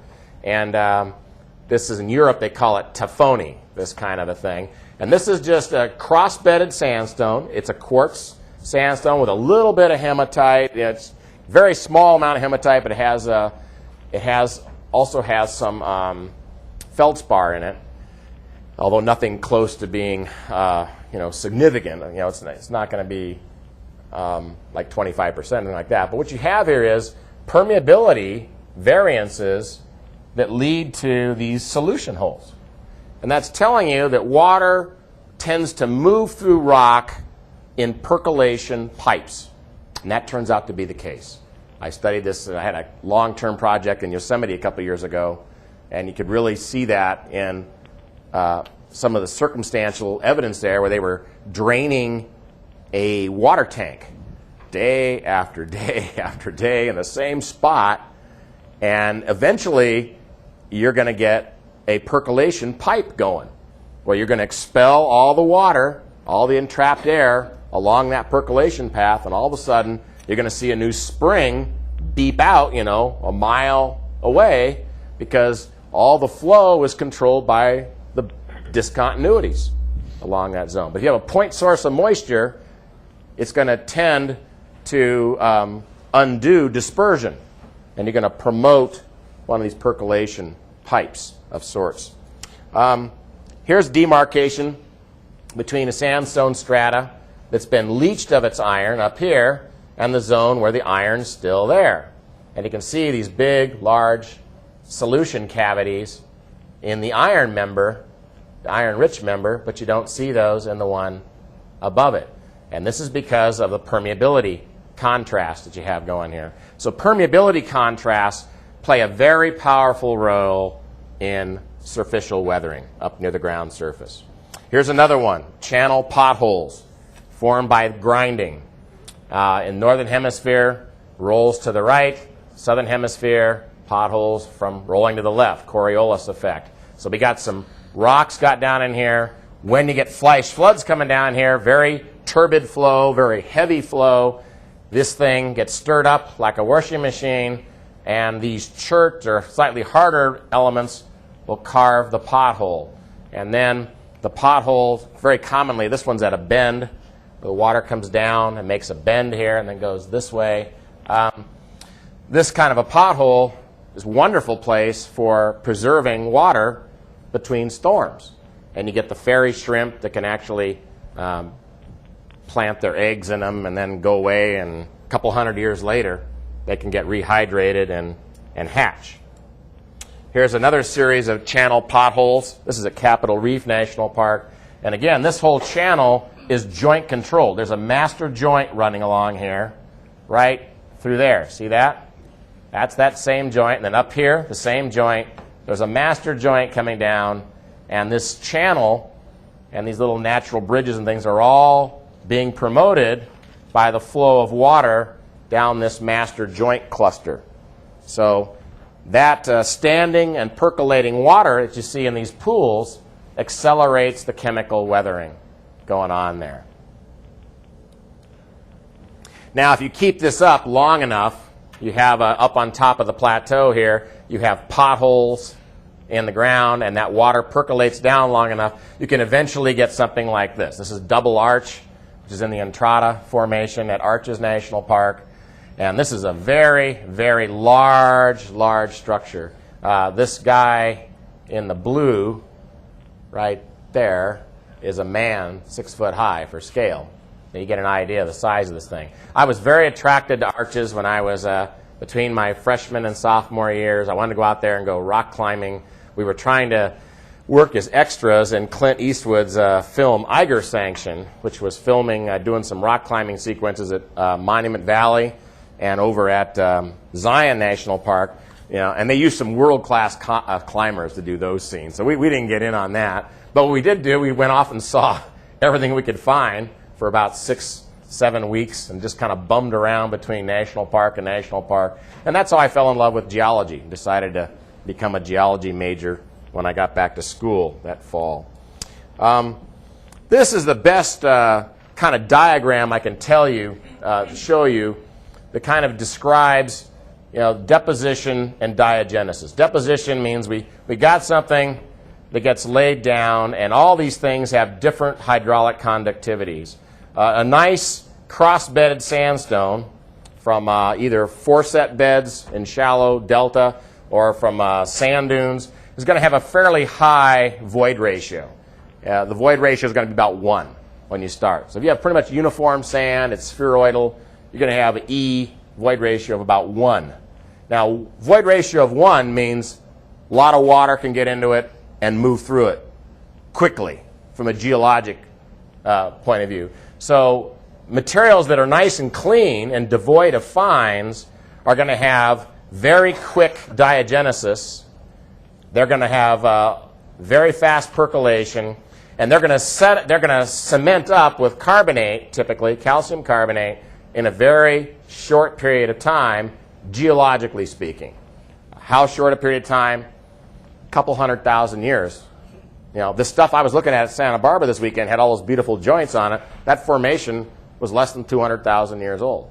And nowhere in any of the literature I reviewed on the way out there, by all these, some of them by some pretty famous people, none of those geologists talked about the joints. But that's the whole problem here. The water's coming down the joints. The joints are that's what's feeding to make the blocks fall. Now, if you put something in here like a little bitty shale bed, so we had a quiescent period, we had a blockage of somehow, and now we have some foreset beds, and we have this little shale bed here. So now we have intermediate percolation, and what you see is you can get, this is a groundwater compartment boundary. It's very important. Faults and clay seams, and shale seams, create aquicludes for percolation of moisture. So above this, you might have carbonate cement, and right below it, same kind of material, you can get silica cement. Now, silica cement used to make my dad's anal sphincter tighten up. Why? You're a cat driver. You're a cat skinner. You're driving a D9. You can rip anything with carbonate, piece of cake. It's actually fun. As soon as you get into silica cement, it's going to rip you a new behind. Why? The silica has a hardness of 7. Calcite has a hardness of 3. What's the steel on the cat ripper blade? 5.7. Hardened A36 or A100 steel. It still ain't anywhere near quartz. So what that means is you're going to go in there and have a lot of abrasion. You're going to have guys tack welding on there 3-4 times a day. And you're going to burn up a lot of arc welding. Today we have these powdered metals they can spray on. Powdered metals, oh, so neat. It's like spraying on, airplane paint, on your model airplane. Except they cost $300 a little can. And you go, ooh, I could pay a lot of kids to do a lot of arc welding beading for $300. Yeah, so it's more expensive, but it is a lot easier to use. But different groundwater compartment now between here and here. Completely different chemistry because that little seam. Now, we go down to bottom set beds. Bottom set beds is your fine-grained material, siltstone. Going to have a little bit of clay in it, but it's mostly siltstone. Siltstone has very low permeability, so it takes a long time to percolate water through it. Now, the longer it takes to percolate water through it, the longer it's going to take to undergo diagenesis. Diagenesis is a petroleum engineering term, petroleum geology term for lithification to rock. So how we go from being a soft sediment to a nice, friendly, hard bedrock, that's diagenesis. And diagenesis, of course, what happens on this trip controls whether you have oil or gas there. I mean, if things get hot, what happens to the gas? Gone. Yeah. You don't find gas fields near volcanoes, for instance. It just doesn't happen because the Earth's crust temperature is too hot to have gas retained. The gas is all blown out and is gone. So diagenesis, a lot of attention is paid to diagenesis because that's the crucial factor in coming up with the depositional models for where we're going to find fossil fuels. So we look at diagenesis, they look at thin sections. They look at how something changes with time by looking at thin sections. Now, I wasn't a big fan of thin sections in college because in those days they made us make them by hand. And they were a super pain in the butt. You sit there and you're sanding this little thing. You're trying to get it down to 1,000th of a millimeter or something, and you're sanding it, and I'd look at it, and just not quite where it needs to be, and I put it on one more time, and then I come back, it's gone. I just lost an hour and a half. So I didn't like thin sections because they're a pain to make. But if you get somebody who knows how to do them all the time, pay them $10 to make your slides for you, there's a lot of things you can learn from them. And later on, when I was about mid-career, I learned that I run thin sections on everything, just as a matter of to see if I'm missing anything on a microscopic scale, especially nasty things like pyrite, which you're just not going to see with your naked eye. But anyway, what happens here, this takes millions and millions and millions of years to go through diagenesis because it's such low permeability. Now that makes sense. So what that means is by the time this thing becomes rock, you have a whole lot more load on you. Might be 10, 20 million years instead of 10 or 20,000 years. And so by the time you get over here and you lithify, this is much denser. So if you look at the unit weight of a siltstone, typically I would get 135, 136, 137 pounds per cubic foot, up to 150. 150 is concrete. What did I get with the sandstone? Massive sandstones. Fun to do rock climbing on. 116, 120. Nowhere near as heavy, unit-wise, as the siltstone. Well, that's because the siltstone took so much longer to get sedimented. It had significant consolidation by the time it gets lithified to rock. So you got to think this way. I'm looking at the diagenesis process as a function of unit permeability. And I have to look at weathering as a function of what? Unit permeability for the area you're at, the geomorphic setting. So you're near the base of the cliff, you're going to have what? Higher pore pressures, more infiltration, more chemical reaction. More surface area has chemical reaction. In the area that has low pore pressure, you're just traveling down the joints. You're not penetrating side to side nearly as much. Okay, here's an erosional escarpment at Bryce Canyon National Park, where I went to Rangers school the summer after I decided I wanted to be a geology major. And here we're actually seeing limestone and marl spires. And these are forming in big, long rows between regional systematic joints. So these things are all parallel to each other along these joints in the tertiary, it's Eocene age tropic formation. These are marls, these are lake sediments on the land, carbonates. So here's what it looks like when you're down the bottom and you look up, you see all these spires. And for Ebenezer Bryce, it was a heck of a place to lose one of his sheep. He was this Mormon shepherd, down there, and get a sheep up in here, you'd never find them. You could hear the sheep bleating, but you couldn't find which of these things he had wandered up. And so these are all percolation corridors where lots and lots of water is coming down. And the Terra Rosa, the red here, is the weathering of the carbonate marls. Now, when you fly along in a helicopter, this is the view you get. You're flying along the escarpment. This is the Park Service campground back here, and you're going, whoa, look at these things. Big, huge openings. What are these? These are percolation conduits along those master joint sets. So we come back in. There's a joint set down there. There's one right here and here. Parallel ones over here. And this one, this is about 100 feet across. That's a big arch. You can see, I wouldn't want to build, the hamburger shack right here or something, or put a parking lot right there, because that's going to drop down here. But very, very impressive amount of percolation going on. Now, what's driving this is the excavation of the escarpment. So this groundwater table over here, and this whole area is being pulled in this direction towards this escarpment. And this is up at fairly high altitude. You're a little under 9,000 feet. So if you're going to go to Bryce Canyon, they've had a heavy snow that year. You're not going to get in there till July. It's very, very high. Now, this is over at Arches National Park, and we're looking at here are sandstone fins that were formed in tension because over here to the left, in this direction, we had something called the Salt Creek Anticline. And the Salt Creek Anticline pushed everything up. This big salt dome came up, and this sandstone on the flanks was split up into tensile fins, and it's in these thin tensile fins that you get the natural rock arches.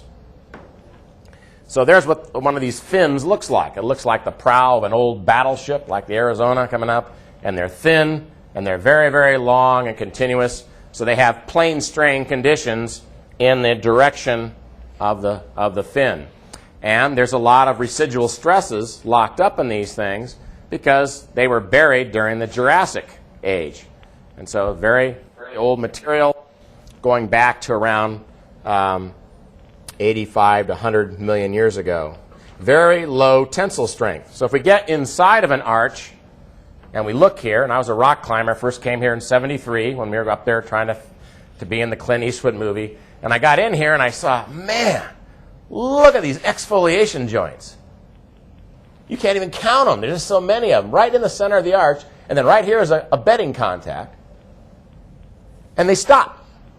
You see one or two right here, but they just stop. And I go, why do they stop right here? And I took a sample. You're not supposed to do this, by the way. I looked at the rock over here. I looked at this rock over here. They look like the same rock. But their properties are different.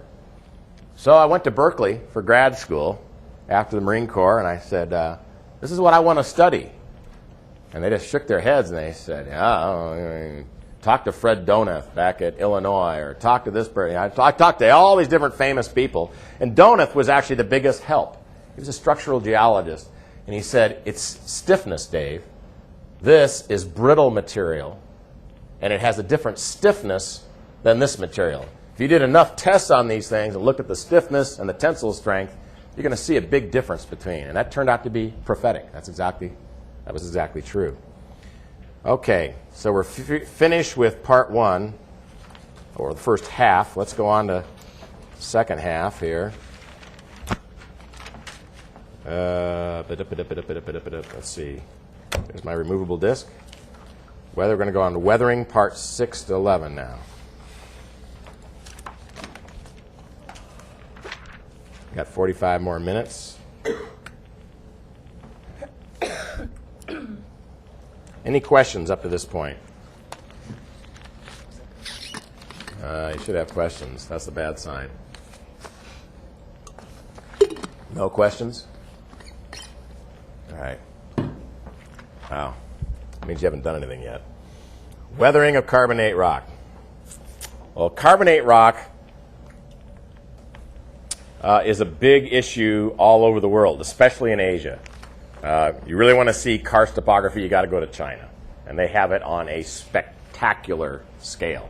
China is like a giant California. California has this very diverse, tectonically active margin, incredible geology. I mean, you can go see glaciation features one day, deserts another day, and beaches on the next day. And they're all right there near each other. China's like that, but on a tenfold scale. Just wild geology. The great geoengineering challenges are going to be in China over the next 100 years, believe me. And so if we go to California, not a lot of limestone in California. This is the only one I can think of, is Lake Shasta. We got this big mound, and when limestone weathers under subaerial weathering in a subhumid, subarid climate, you see this bluish color tinge to it. And you can see here just a lot of exposed rock. In fact, Shasta Caverns is right there. And that is a material that from an engineering point of view can give us a lot of heartache, and does in the Ozarks, because of the carbonic acid from rainwater and rain percolating through decayed forest litter is going to weather those feldspars and calcites. I showed you that earlier. And so if we actually go out on a weathered surface and look at carbonate, again here we see all these joints, and the joints have water percolating down them, and the joints are all filled here with soil. And so in the Midwest, rainwater can dissolve 1 millimeter of limestone every 25 years, where you have an average precipitation of 34 inches a year. That was Winkler's work at Notre Dame. And the reason I put down 34 inches a year, that's the average rainfall in South Bend, Indiana. Okay, so you can't take his number and use it someplace else. That rate's actually higher if you go down to someplace like Memphis or Jackson, Mississippi. It's even higher. So as you get more tropical, subtropical, you're going to have more weathering of carbonate. Now, how do they do that? They went out and measured headstones. And those are all pretty recent, geologically speaking. I mean, headstones in South Bend aren't much past, they're nothing past 200 years, I wouldn't think. So that area just got settled after the War of 1812. So here's a terra rosa. That's a type of residual soil that forms over limestone. It's typical of subhumid areas, and you get this reddish-brown soil that starts infilling the joints. So this is an old quarry. This is one of those old rock quarries, and tree roots often follow those joint lines down, and tree roots cause mechanical weathering. One time we had a big rock slide. It wasn't a big rock slide. It was a modest rock slide up at Yosemite National Park. That came down right in a zone where they do a lot of rock climbing. So we went out there, with our binoculars, to look at this thing. And I see this big black line coming down. It was way too big to be a climbing rope. Turned out to be a root of a ponderosa pine tree. And that root went down 350 feet. And all the tree people said, not possible, not possible, not possible. Well, you got to go out and look at it, I mean, that's what it did. And so that tree root went down there, and that tree root's growing every year. And so it's expanding the joint out further and further. And finally, one day, the joint block fell away under direct tension. So this thing just broke under its own dead weight and buckled, and down it went. And there was the tree root exposed. Now, this is called Rillencairn. Rillencairn are small solution pockets a few centimeters apart that are separated by these sharp inner grooves. And this has nice high friction. If you're a rock climber, you love Rillencairn because if it's not too slimy, it hasn't been raining, it had water running over it, you get good friction on this kind of material. And you try to keep 3 points on the rock at all times. 2 feet in one hand or 2 hands in 1 foot. And you only move one thing at a time when you're rock climbing. So you get solutioning in these little pockets because you have slightly acidic rainfall that sits in here. It solutions a little bit of the calcite, and then it evaporates away or gets blown away in the next storm, and you get this kind of an erosion surface. And This is our nemesis, Osama bin Laden, and he was giving an interview in somewhere in Afghanistan. You can actually see this is Rilin Karen right behind him here. This is in the Tora Bora Mountains somewhere. Anyway, he doesn't do that anymore. He always has a big bed sheet behind him now, so we don't get to see the geology or the interesting places that he's staying at. So, this is flying over karst on the north rim of the Grand Canyon. This is karst that's developed in the Permian age Kaibab limestone. And it looks like bomb craters. You see all these little closed depressions, kind of like flying over the area down here near Kabul to West Plains. That's pretty typical. You have an underground cave network, and so all this rain comes down on the Kaibab Plateau because it's so high. It's 9,000 feet high. And for years, nobody could figure out where all that water goes. Well, it goes into an extensive underground drainage system. And when you'd fly over the Kaibab, you'd see things like this. Big, huge sinkhole here. And then newer, smaller sinkholes. There's a fresh one right there, about 30 feet in diameter. So you get an idea. If that's 30 feet in diameter, this is a big guy right here. A real, very large sinkhole. But all over the Ozarks, we see these same kinds of features. In fact, if you look at a LiDAR image of, I'll show you one of North St. Louis later, it's startling what that area looks like in the St. Louis limestone. Here we're actually over Auburndale, Florida, flying over it, and we can actually see an arcuate crack going across the asphalt, and some more arcuate cracks, and more arcuate cracks, and you come around over here and you see the suggestion of another one right here. That's precursory dropping of a sinkhole that's going to form right in this area. And at this time, the sinkhole was about 2 feet deep. Now, of course, when you start sinking like this, these things are all over Arizona, along the Central Valley, or the Central Arizona Project, and the Palo Verde Canal that comes over from the Colorado River. When you get these kinds of things forming and they start getting 2 feet deep, now all the runoff and the rain that comes down these things, especially if you have a canal crossing it, it's all going to feed into this thing and accelerate the formation of the sinkhole.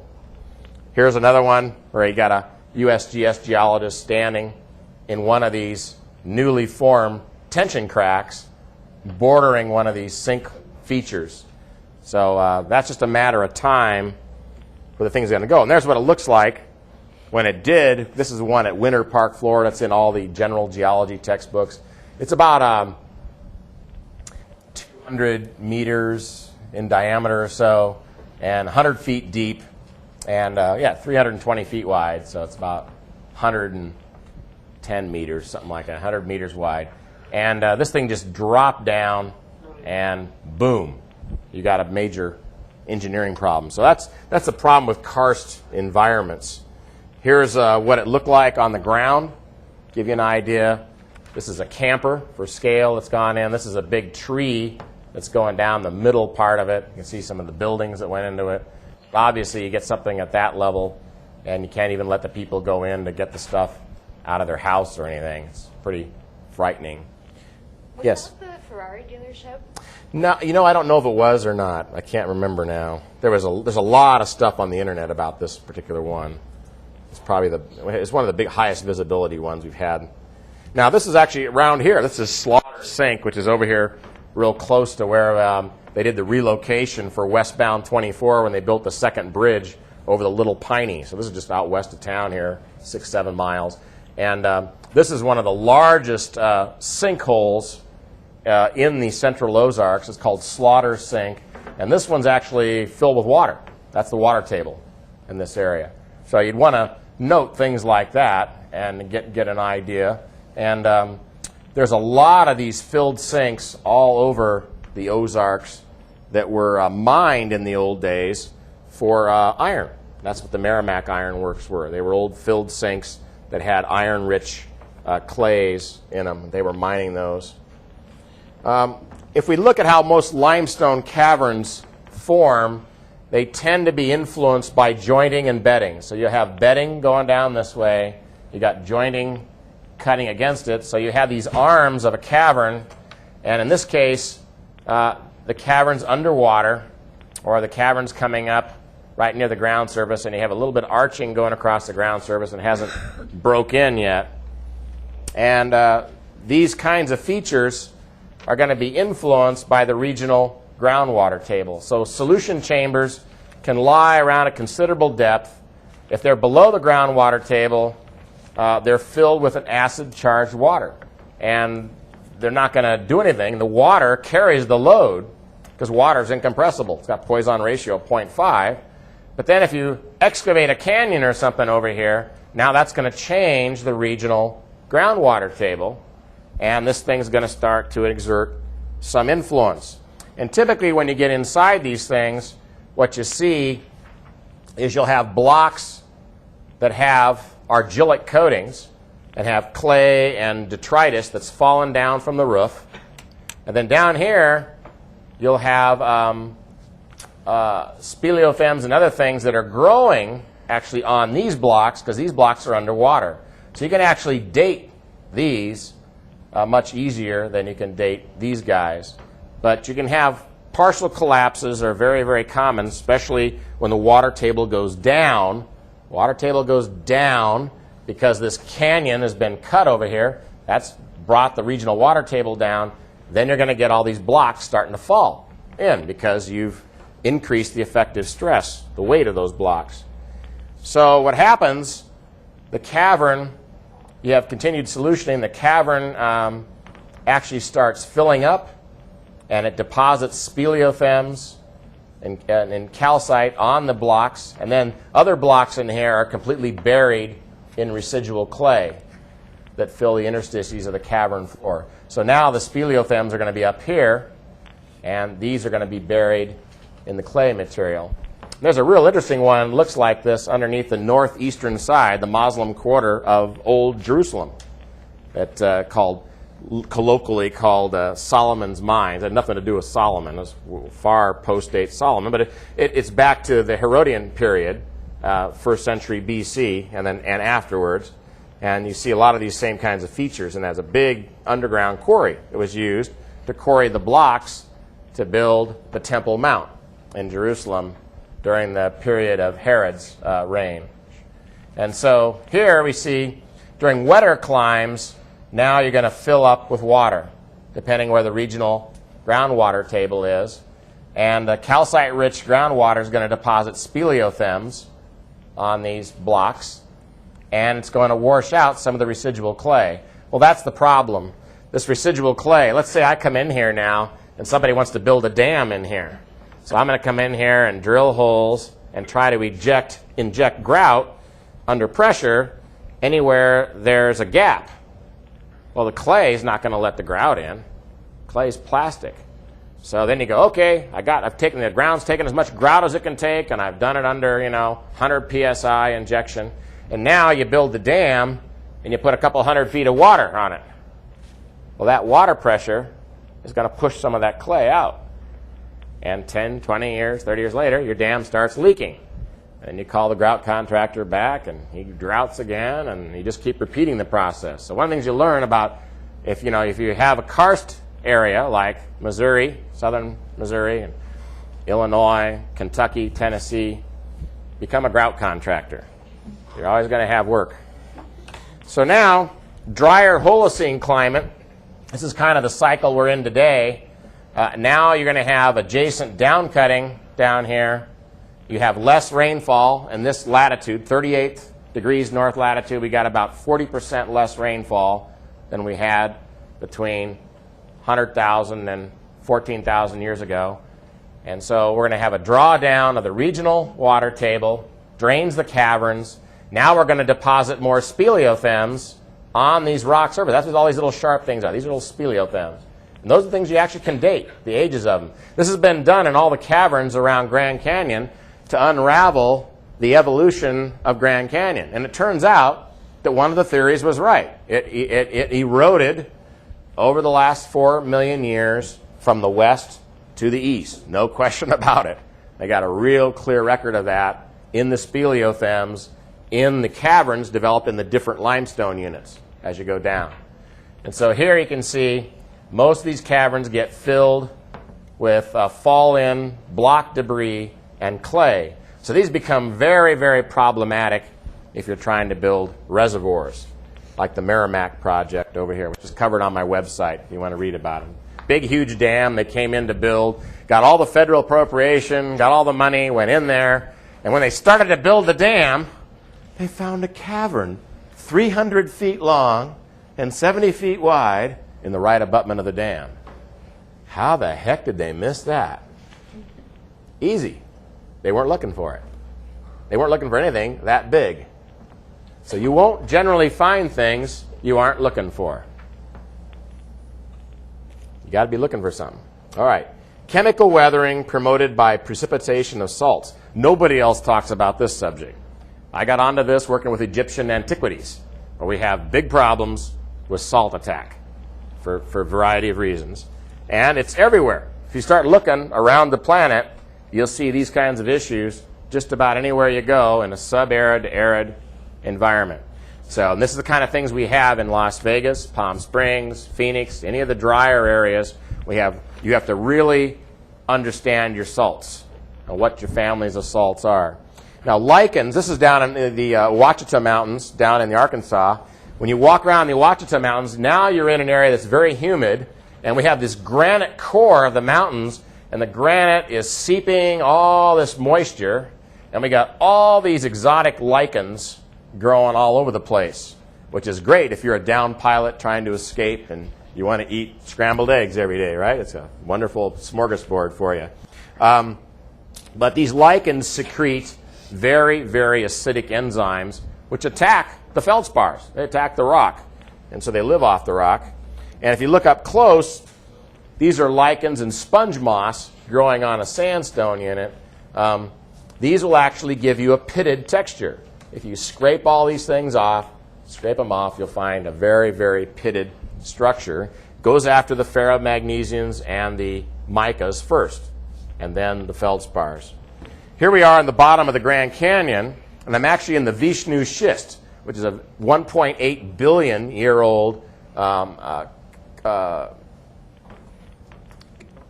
crystalline rock, and we're looking at foliation plains here, and we got salts, sodium chloride and potassium chloride. This is actually Epsom salt. This is that stuff that I told my class about. If you drink this stuff, you actually get diarrhea, and I learned the hard way about that. And Epsom salts are pretty common in the desert, so you got to be careful whose well you drink out of. So if you read T.E. Lawrence's book, 7 Pillars of Wisdom, about his experiences down in Arabia and stuff in the early World War I time frame, what you learn is, these different Arab clans would shoot people. If you weren't in their clan, you were taking a drink out of their well, they'd shoot you and kill you and then ask questions later, because the wells that had potable water were very few and far between, and your livelihood depended on those wells.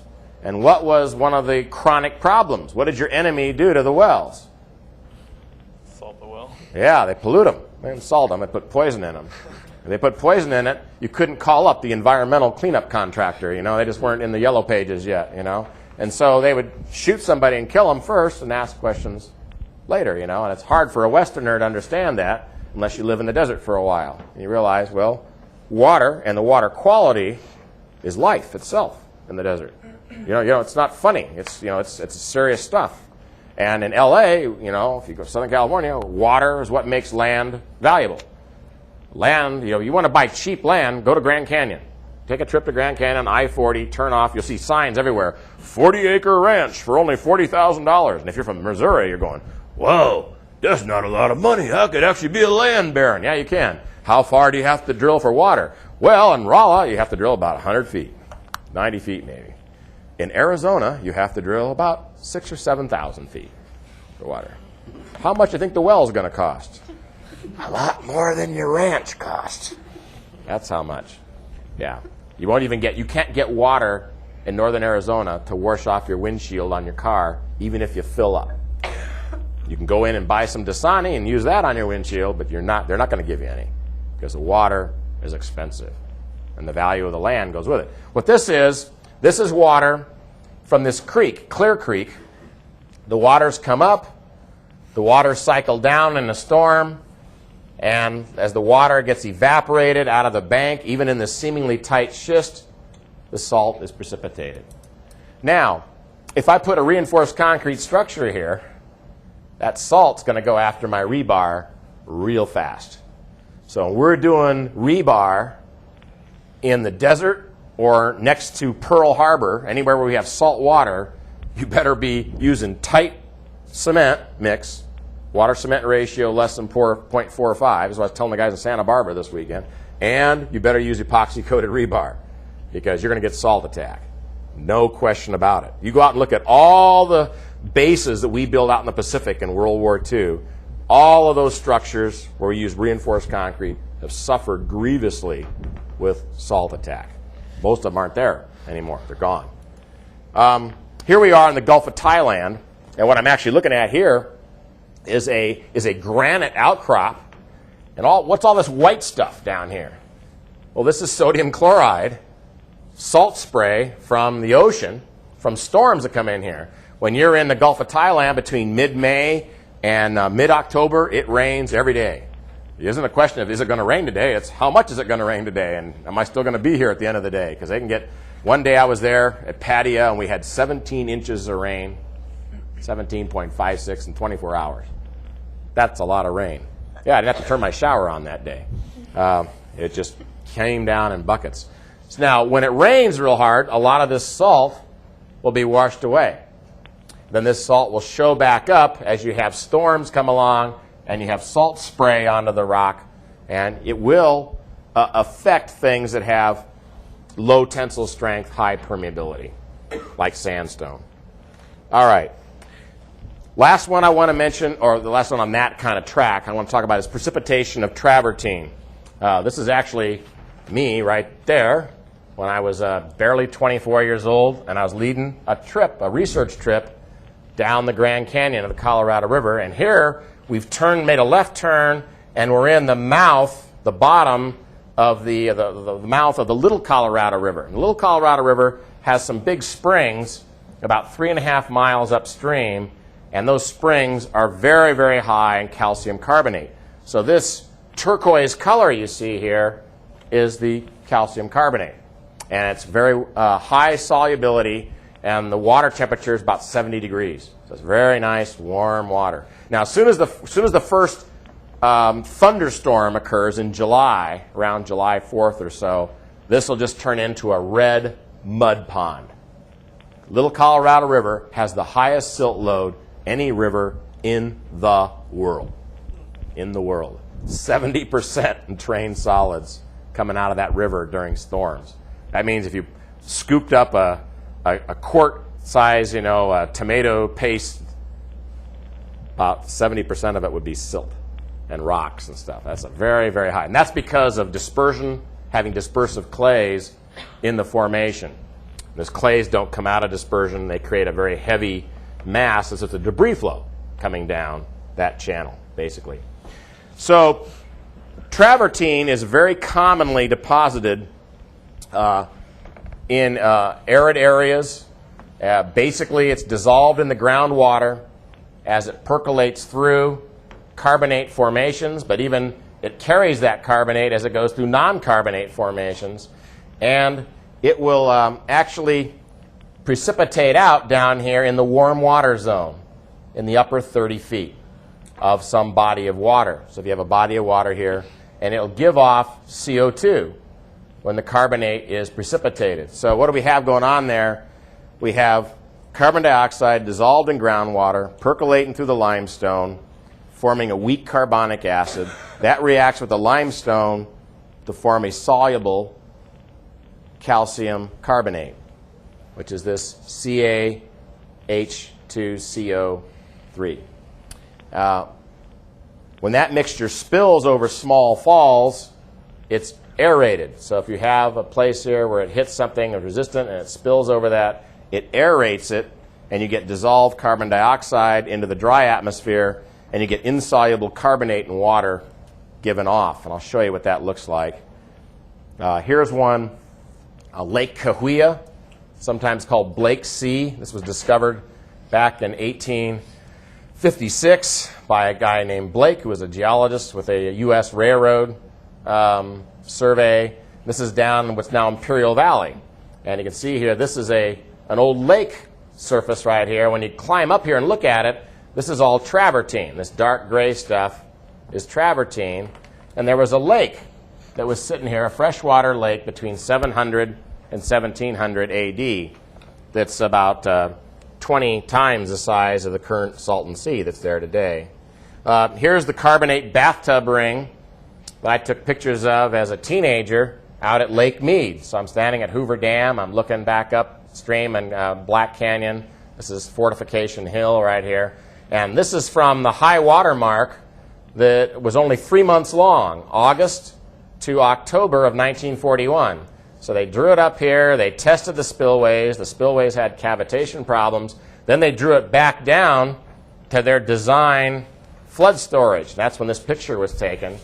And not too long after this picture was taken, 1964, 65 time frame, they ended up bringing this back up to about here because they had Glen Canyon Dam upstream to help them with their flood control, flood storage issue. They reduced the flood storage from 9.5 million acre feet down to about 1.8. So right here, this was deposited in 3 months. That whole bathtub ring you see miles away, 3 months in an arid environment. So it doesn't take long for travertine to be deposited. Here's Lake Powell, picture taken in Lake Powell, 2005, when Lake Powell had drawn down about 90 feet. And again, this is red Navajo sandstone. This bleach line here is from the 1983 flood. So that began filling in 1963. It did not fill completely till 1983. It's supposed to fill a lot faster. But it took 20 years to fill. And then now it's at a record low. It's actually down around 147 below spill right now. So what's going on? They did a lot of studies at Lake Powell because they were worried, like Aswan, like Lake Nasser on the Nile, they were worried about how much water are we going to lose to three things. Now, when they first filled Lake Nasser, it was an eco-disaster. They lost 1/3 of the water to direct evaporation. Big, huge lake. You look at Lake Mead. Lake Mead is behind Hoover Dam. Hoover Dam's like, really, really narrow. There's more concrete than actually in Glen Canyon. But Lake Aswan Dam is long, big, long dam. So you have a very different ratio between depth to volume, or area, exposed area to volume of water. So they lost 1/3 of the water coming in to evaporation.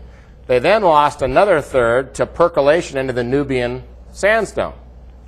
And then they lost the last 1/3 to watercress. They didn't go after the watercress, and they lost it in evapotranspiration, which surprised everybody, not just the Russians and the Egyptians. Everybody was surprised. America had always had a real hard line on arresting watercress so we wouldn't have the evapotranspiration loss. And the Egyptians became masters of that craft. It didn't take them long to realize we got to get the watercress under control here. We're not going to get any money out of this project. It was it was an economic disaster. Well, what happened with the Nubian sandstone, over the first 6 years, the Nubian sandstone stabilized. So it took in all this water, but each year it took less and less and less to where it reached a stabilization point. So these studies of these big lakes and desert areas, one of the things we've learned in these lake studies at Lake Powell was that travertine deposition was stimulated by the presence of algae in the warmer lake water within 30 feet of the lake surface. So it's in this area, in the photosynthetic zone, where we actually get the travertine deposition occurring. We don't get it deeper in the lake. And that doesn't matter whether we're in sandstone or limestone or shale. So that's an interesting finding. The other thing we learned is that diatoms in the water also stimulated carbonate deposition. So when we have a deep lake, we actually get cyclothermic currents that occur, especially seasonally. And the diatom formation is going to be up here in the photosynthetic zone. It's going to be in the upper 30 feet. And in that zone is where we tend to foster the carbonate deposition very, very rapidly. So you can see here, this becomes a big issue, like for my client this weekend. He has a swimming pool out there. It's a $40 million estate, and they got the swimming pool right there, right on the top of the cliff, and of course they had waterfalls on it, and what do they got? They got all this white stuff all over the place. What is this white goop, Rogers? Can't we get rid of this white stuff? You know, it's carbonate. And the problem is, he's right out there on the bluffs, and the bluffs are 200 feet high, and they're on a point of land, which makes the view better. But if you go over here, there's no point of land. You go over there, no point of land. It's a fault that creates that. But it's a big fault drag fold that lifts that point up. Well, when you get something like that, you're going to get thermodynamic flow. You got this ocean coming along, and the wind's going to come up. It's going to be windy there all the time. And they said, you're exactly right. We don't even use the pool anymore because every time we go out there, we get cold. It's so windy. And I said, well, the wind blowing by is causing the evaporation, and that's why you're going to get all that carbonate. Like, you have to put a softener plant in here and soften the water, take all the carbonate out of it, and that'll take care of your problem. And you have to go to acid bath to get rid of the carbonate that's there. But I said, everything that's got arteriolosclerosis. It's going to plug up here before very long. You can just see all this carbonate. So, kind of interesting. I don't know, what else did we learn here? Diatoms are in the warmer surface waters. They stimulate carbonate deposition, and that lake salinity increased with depth. Well, that shouldn't surprise any of us. You should expect the salinity to increase with depth because of gravity. This is going to be heavier fluid. It's under more confinement, and you're going to tend to get higher concentrations of TDS down sitting here, whereas up in here is the activity zone and the fluctuation zone. And you're losing some of the salt to the precipitation. All right, so what were the conclusions of the Lake Powell studies? Salinity increases with depth, temperature decreases with depth, but then increases right near the bottom because of density currents. That was discovered on Lake Mead in the 1940s, how density currents work. They actually flow 116 miles through very tortuous canyons on zero gradient all the way to the dam face, heated up the back of the dam, and they had a big problem with getting too much warmth at the base of the back of the dam. How much is too much warmth? 70 degrees. What's the normal temperature of the water down there at 500 feet? 37.4. That's a big difference. Dissolved oxygen content is replenished at depth during winter months due to cyclothems. So heavier, colder water is heavier, so it tends to be subducted downward. Silica is extracted from the lake water by the diatoms, and we use that now in trying to plug up leaky dams. We have a dam in this kind of situation. One of the things, I worked on Glen Canyon for my doctorate, so that's why you're hearing so much about Glen Canyon. But one of the things we had there, we noticed is as the lake came up, we had about 5,700 gallons per minute just flowing through our grout curtain on either abutment. We couldn't do anything about it. The sandstone's so fine-grained, we couldn't get the grout penetration. They did all kinds of grout studies when they built it. And so we put all these rock bolts in and all these drains. So we're monitoring all this water coming around each abutment, and we're worrying because as this lake's filling up, what's going to happen with the pressure head? Pressure head's going up, so we should get more water. The opposite happened. We got less water with time. The reason? Carbonate travertine deposition. So you can help yourself out here. If you have this, you're building a dam in a semi-arid area, you can bring out a nice scow, a floating barge, and get a lot of carbonate on either abutment and let it percolate in and help you out. Photosynthesis in the surface waters produces high pH conditions which tend to favor precipitation of calcite. It's got reverse solubility.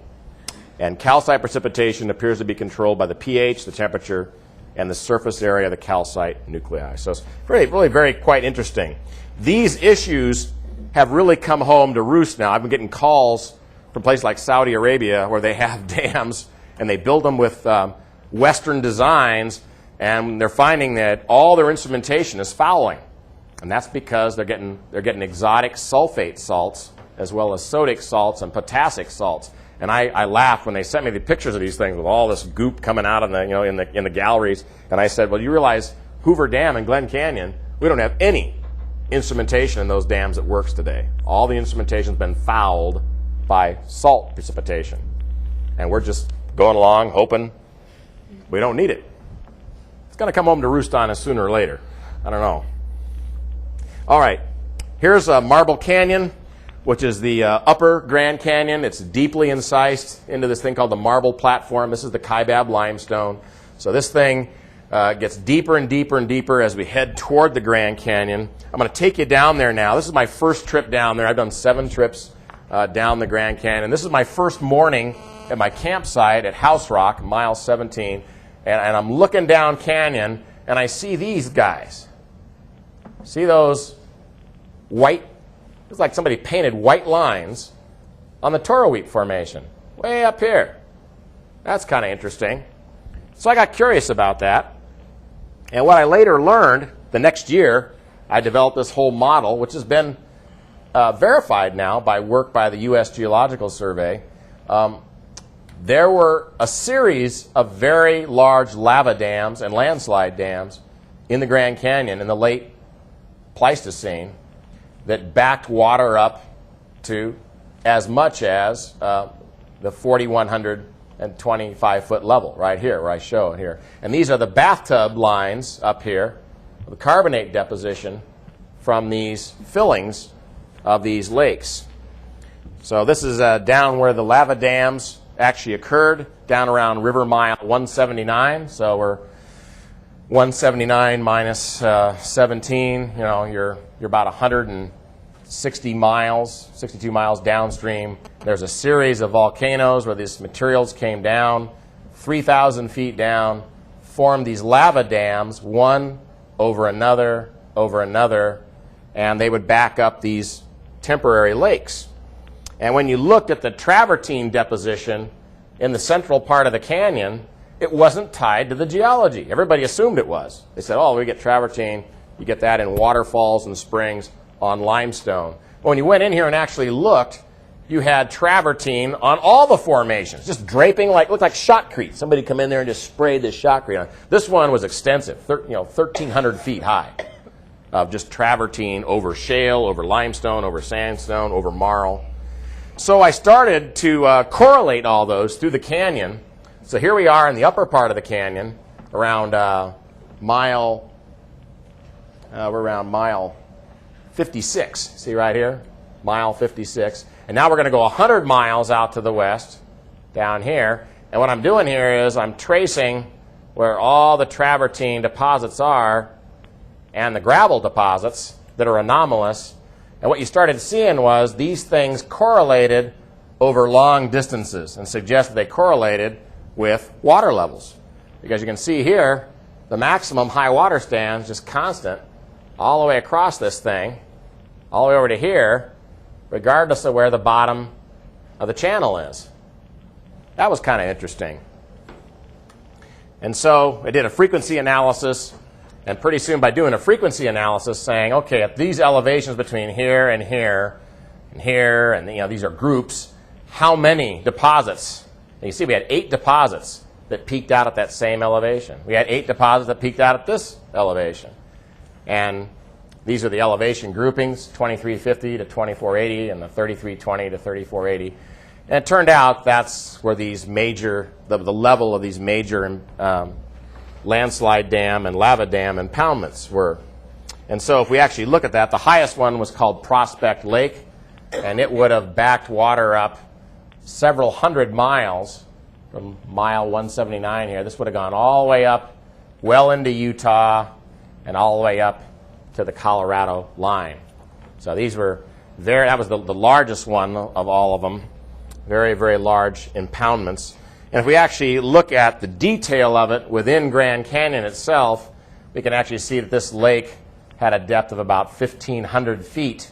And there's different places where I've looked at it. There's River Mile 57, River Mile 116, and 157, where they have these very extensive travertine deposits all at the same level. And this is where the lava dam was, way out here. So this is some really fun work that I came about as an adjunct to my work at Glen Canyon up here. Since I was here in Glen Canyon, I started going down here and exploring the Grand Canyon, and it became my lifelong hobby. So, erosion by water and wind. This is an aerial oblique view of Badlands in South Dakota. This is the Pierre Shale. It looks like Pierre Shale. Don't pronounce it that way. It's pronounced Pierre. It's kind of like in the Ozarks. We got Walmarts. Doesn't have an S on the end, but that's a possessive. That means that's my Walmart. Walmarts. And so note complete absence of any stabilizing vegetation. Now, if you're a geotechnical engineer and your client's area looks like this is good for one thing. And that's called sediment studies. I mean, there's nothing growing there. That should scare you. So let's get over to the eastern edge of it.